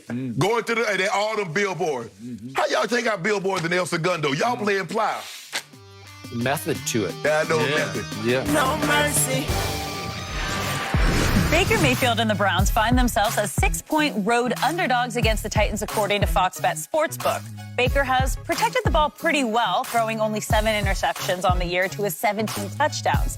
He's also won 2 more games this season than any previous year, but he's on pace to pass for less than 200 yards a game, the fewest of his 3-year career. So, Shannon, give Baker a letter grade for the season so far. Skip, I'm going to give him a C. They're winning football games. They're in the playoffs right now, but he isn't the reason why. He's a game manager. That's what they ask him to do, Skip. And if you look at what he's done, and he's like, well, he hadn't thrown any picks over the last 4 games. Yeah, but he's only thrown 2 touchdowns. And what's coincides with that? The return of Nick Chubb. If you look at it, Skip, in the 7 games with Nick Chubb, Baker Mayfield has only thrown 2 interceptions. In the 4 games without, he's thrown 5. So it goes to show you when they can run the football, play action, boom, they're fine. But all of a sudden, Nick Chubb is not there. They're not able to run the football and says, okay, Baker, we need you to win it. He's spreading the ball all over the field. So I'm going to give him a C because I think, that's what he deserves. Baker, Skip, they can win a game without Baker. They can't win consistently, and they can't go very far without Chubb and Kareem Hunt. I don't know if people don't know this, Skip, but did you know Cleveland is the #1 rushing team in football? I do. Not Tennessee Titans. People think it's the Tennessee Titans. No, it's Cleveland. Okay. So when you have that, and they don't ask him to do a whole lot, Baker just don't put the ball in harm's way. As long as he don't put the ball in harm's way, they got potential to call. Now, do I think they can beat Kansas City? No, I'm not so sure. We'll find out a lot about them because they got Pittsburgh again at home. So for me, Skip, I'm gonna give him a C. I think that's what he deserves. I'll go you one better on things people probably are not aware of. Would you believe your favorite website, Pro Football Focus, ranks the Cleveland offensive line #1 in the National Football League? So you got the best rushing attack and the #1 offensive line. Obviously, you're in a pretty good spot. You sitting in the catbird seat for real as a quarterback. Okay.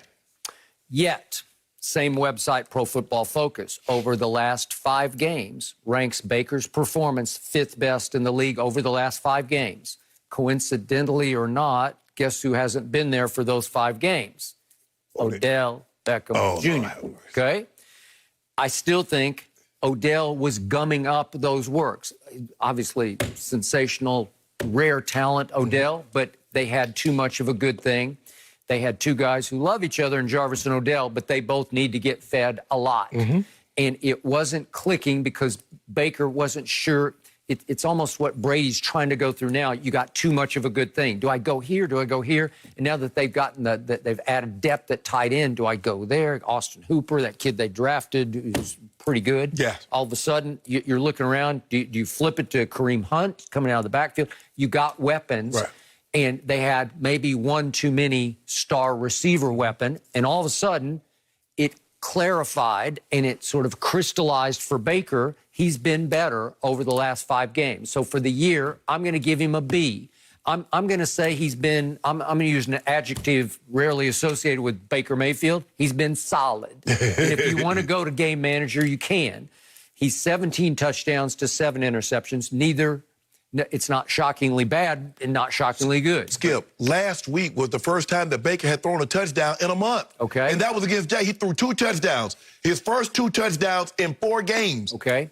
He has led the week in QBR twice, but the opponent both times was Cincinnati. Yes. So he had a 97 against Cincinnati. That was the best that weekend in the NFL. And he had a 98 against Cincinnati. That one was at home, and that led the whole week in QBR. I guess he still thinks he was on the sideline over there. Okay, well, maybe. I don't know. So are they beating up on the bad teams? You know, are they taking advantage? Yeah. He had a very good game against Jacksonville, and Jarvis Landry had the Pro Football Focus again rated his game. They gave him the highest grade any receiver has had in any game this year, albeit against the Jaguars. And guess what? Nick Chubb ran wild again. Okay, he did. That's how they're doing it. But they have beat Indy now. Okay. They did beat Indy. That was their one signature win of the whole year to get to 8-3. I'm with you. Can you do it against an unbeaten Pittsburgh? Can you stop their 16-0? Can you do it? We're going to find out what you can do against Derrick Henry in Tennessee. Because Tennessee... this is Corey really Davis tough. and A.J. Brown can run after the catch. You got Jonnu Smith, Skip, and then they got that Big Mac truck that's coming downhill. Yep. Now, they're going to run the foot. Skip, it ain't no secret about Tennessee. Man, I wonder what Tennessee going to do. You think they're going to... They don't care if you put 8. They don't care if you put 9. Derrick Henry is getting 25 touches. Stop it. So is it possible this game's over in 2.5 hours? Because both teams are just going to try to run it down the other team's throat? Both teams go try to run the football. Okay, but remember, Cleveland's defense is not Tennessee's defense because it's ranked 21st in points allowed. They get Myles Garrett back, but still, they've been below average. Tennessee defense hasn't been that good either, though, Skip. Yeah. So we're going to find out. This the 2 top rushing teams in football. 1-2. Something's got to give, Skip. I do not love Cleveland's chances in this game. I know. Do you trust Ryan Tannehill or do you trust Baker Mayfield more? I trust Ryan Tannehill.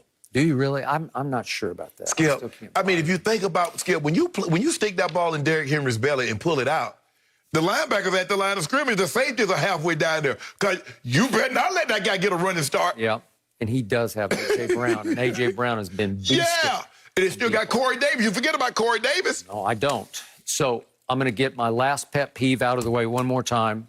My biggest disappointment in Baker Mayfield is the commercials. He fried a turkey now. It's every other commercial is a Progressive or a Nissan Heisman House commercial in which Baker seems to have taken over of all those Heisman winners, all those decorated NFL superstars. Baker is the star of those commercials because he's the it kid. I like Kyler's one the better when he with Tebow. Yeah, well, he already know what Tebow's thinking. It's funny. It's well done. But Baker's in every other one of those. No Progressive man. And he's good at it. He's convincing. I like him frying up the whatever it is. But at some point in time, Skip, I mean, it's like, you know what? Okay. Let me go play football. You know what? You're painting a bigger and bigger target on your back, so his degree of difficulty has been high. He got more commercials than Brady. He got more commercials than my homeboy, Deshaun. Way more. Well, he's leading the league, right? Yeah. Okay, well, now you got to back it up on the field, so good luck with that. But if I were advising this still young man, I would have said no to these commercials. Because don't they have 2 games on Monday? It's the first time they got 2 games on Monday? I believe so. Because I was looking at, man, we got a game. I'm thinking that we got a game last night. And then I was like, oh, man, it was the Ravens supposed to play the Cowboys. They just played yesterday. Yeah. But y'all catching the L, so it don't matter when y'all play. Are they still in business? I don't know. I think they y'all catching the L. You catching the L. Whenever you play, whenever you play, you catching an L. You want to put some dew on it? No. I'm out. I'm done. What you mean you done? I'm done. That's your team. We are just a game out of first, but that's a whole nother issue. Okay, well, go ahead and put the dew. Nope. Next. Do you see that little smile, though? He wants to. I know he wants to. I saw that little smile. Over the weekend, he gonna sleep on it. He'll sleep on it. He'll come back and give me one on Monday. Just a little. And on the Baker, you got to admit, he's good, man. Like, he's funny, but taking the focus away from football, as you guys said. So kind of have to pick one or the other. Mercy. Tonight, the fourth-ranked Wisconsin Badgers take on in-state rival Marquette at 7 Eastern, 4 Pacific, only on FS1 and the Fox Sports app. Now, despite winning his second MVP in a row, Giannis said that he doesn't believe he's the best player in the world. Giannis said LeBron is still #1 on that list, no matter who the MVP is. So, Shannon, are you surprised Giannis said this? No. All he did was state what everybody already knew. He just stating the obvious. I mean... Well, one person. No. Don't do that, Skip.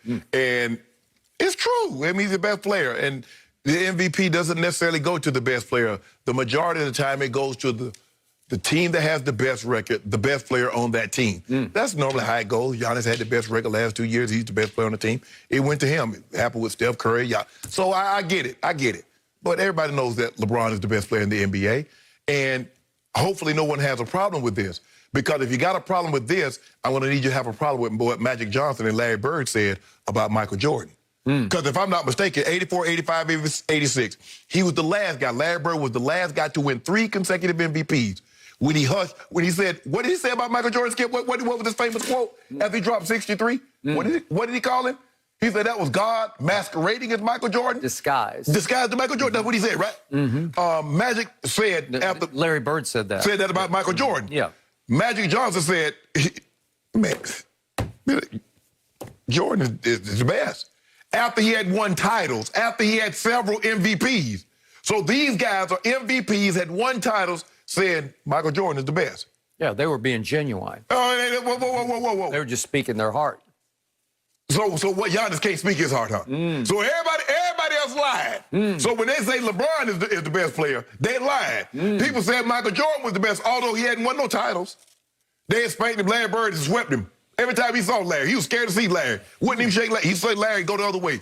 Skip, you know how you don't want to see somebody, you're in the grocery store? Yeah. You see him, but you pretend you look like you look at what's up, Bev. You already got that in your buggy, but you don't want them to see you. I've been there and done that. Yeah, exactly. Yep. That's how Jordan was with Larry Bird. He didn't even want to see the man, but he had to see him in the All-Star game because he knew if he saw him in the playoffs, tear that tail up. But anyway, Skip Bayless, Giannis was 100% correct. You know it. The man spoke the truth. Speak the truth. It's okay to speak the truth. I see these quotes completely upside down from what you see. Of course you do. This man is campaigning to be a Laker. And if he becomes a Laker, by hook or crook, if they can fit him in under their cap somehow, if he takes far less to come here a year from now, your dynasty is intact. You got your shot. Because that would be virtually unbeatable. Even with LeBron going on 37, 38 years of age, it would still be very hard to overcome him as the third wheel here. And the point of these quotes is he is kissing up to LeBron. He is bowing down to LeBron. And he is saying between the lines, LeBron, will you let me come to L.A.? I want to carry your sneakers onto the floor. What did he say? He said LeBron to him is like Jordan to a lot of other people. He did say that. But he also made a bunch of statements to the Greek media. And one of them was, if LeBron or KD or AD ever came to Milwaukee to play with me, he said, I would be great with that because I'm not interested if I am the top, second, or third name.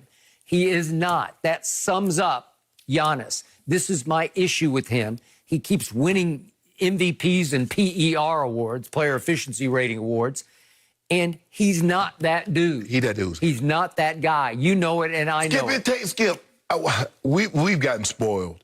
And I fought Magic because Magic started winning titles as soon as he got into the league. Larry Bird was shortly after that, and we automatically think that you're a superstar, you should win titles. I mean, Skip, what happened to struggle? Whatever happened to overcome adversity? Like Jordan had to overcome adversity instead of getting swept every time he got into the playoffs. Whatever happened to MVP pride? This is not humility that Giannis is showing. It's insecurity that pops up and bubbles over. Every big playoff game he plays, he shrinks. Am I right? Right, he hadn't played well. I give you that. And again, he's got an Achilles feel on the court instead of heel, and that is I can't shoot a mid-range. So you wall me off, I'm stuck. Well, I'm out of bullets here because if I can't just get to the rim and dunk it on you, I can't beat you in the playoffs, well, right? That's true, yeah. Okay. What self-respecting superstar after running away with the MVP race, getting 85 first-place votes to only 16 for LeBron James, would ever say, oh, come on, he's the best player. Yeah. You just wouldn't do it. You'd pay your respect. You'd pay your regards publicly. He was my idol, and I'm so I'm honored to be in this position that I actually got more votes than he got. There's a way to do that while maintaining your pride and dignity as a superstar, but he doesn't have any. He got it, but everybody know the GOAT. I mean, just like Steve Nash got that award. Shaq should have won the MVP that year. You know that. I'll buy that. No, I said that. Shaq was the best player. Yeah. Okay, but the point is, this guy ran away with it. That was a close race that year. He ran away with it, and usually you'd accept it and say, you know what? I got him this time. Maybe he'll get me next year. But right now, I'm the reigning MVP. And he doesn't want to talk like that because he knows he's not that guy. What's your heart? What's in your heart? He is a complimentary star at best. That's who he is. And right now, he's flying solo, and he can't fly solo. Yeah, that man, he's a two-time reigning MVP. Okay, I got it. And does he talk like it? Does he live up to it? That doesn't diminish that he won the award. He just knows he's not the best player. He just knows he can't do all the things that LeBron does. That's okay. No shame in that. Just like it wasn't any shame when you had no problem when Magic and Larry spoke that about Jordan. You didn't say, oh, that's not true. They don't believe that. You say they spoke the truth. That's true. Yeah. Think of this. This guy says to the Greek media, after he runs away with MVP, the day that I would be the best player in the world, I will step forward and say that. At the moment, the best is LeBron James. You can't say that. That's all I need to know. It's the truth. Well, you've just shown me who you are and who you are not. What? Hold on, Skip. What actor you think gonna get up there and say, yeah, I'm better than Denzel? So even though they win the Oscar, you think somebody gonna say, well, yeah, I'm better than Denzel? Everybody know Denzel the dog. Okay, but Oscar is one thing. MVP is quite another. It's saying you are the best player, you had the best year, and it's not his first. It's his second. And he can't even, he's not going to embrace it. He's not going to own it. It's just like the Oscar said, you might have had the better performance in that movie. That doesn't make you better than me. I know, but we see a lot of one-shot Oscars where somebody just has the performance because it's the role of a lifetime, and nobody thinks that guy's better than Denzel. Oh, hold on. So you think Daniel Day-Lewis is better than Brando? I don't know. He's in the same. I think that's very debatable. Yeah, I'm just saying. You love Brando. I know, but Daniel Day-Lewis had huge performances in Last of the Mohicans. Name another. You're talking about My Left Foot? There Will Be Blood. Yeah. Oh, God. Okay. Well, he got 3. So, yes, he's the only man that got 3. He's in the conversation with Marlon Brando. Okay? Well, see, I like Denzel. I'm biased, I guess. I look Tom Hanks. Tom Hanks ain't taking a back seat to nobody. Nope. Jack Nicholson. Jack Nicholson. He ain't taking a back seat. Okay, so what's your point? My point is, it's okay for you to win an award, but to realize that right now, somebody is still at the top of their craft. So you're telling me that it was bogus that you won the award. You're telling the 85 people who gave you a first place vote, you got this one wrong. Well, hell, kid, he told y'all didn't know what the hell they were talking about when they voted for him. No. Well, he got voted MVP, and the next year at a big media session at the All-Star game, he says, you guys don't know anything about basketball. Exactly. Wait a second, you guys... Exactly, see? Okay. So KD said it, so... Yeah, but he still thought he was the best player. But he wasn't. Yeah, and he knows he's still the best player on the planet. And he wasn't. And guess what we're going to do? Guess what we're going to do this year? Prove it. Good luck. We're going to prove it. Your day coming, though. Your day coming. Your day has come, and it is gone. Repeat. Yeah. Back to back, Jack. Good luck. No mercy. NFL.com released their latest offensive player rankings, and Davante Adams came in 3rd behind Patrick Mahomes and Alvin Kamara. The Packers receiver ended up 2 spots ahead of his quarterback, Aaron Rodgers, who just made it into the top 5. Shannon, did they get this right? Hell no. I mean, we've seen Aaron Rodgers without Davante Adams. In 9 games with Davante Adams, the Packers are averaging 31 points. With Davante, they're averaging 31 points, 277 yards passing Rodgers, 26 touchdowns, 4 interceptions. In the 2 games without, they're averaging 34 points, 305 yards passing, 7 touchdowns, and 0 interceptions. And guess who they beat? Without Davante Adams, the New Orleans Saints and the Atlanta Falcons. So he threw for 3 touchdowns against the Saints and 4 touchdowns against the Falcons. Stop this. In the 6 games without Davante, he's 6-0, 17 touchdowns, 1 interceptions. What do you think Davante Adams would be without Aaron Rodgers? Because we see what he is without Davante. Stop playing, Skip. I'm not playing. I'm just going off this ranking, and You don't believe it, though? I think it closes the case. Stop that.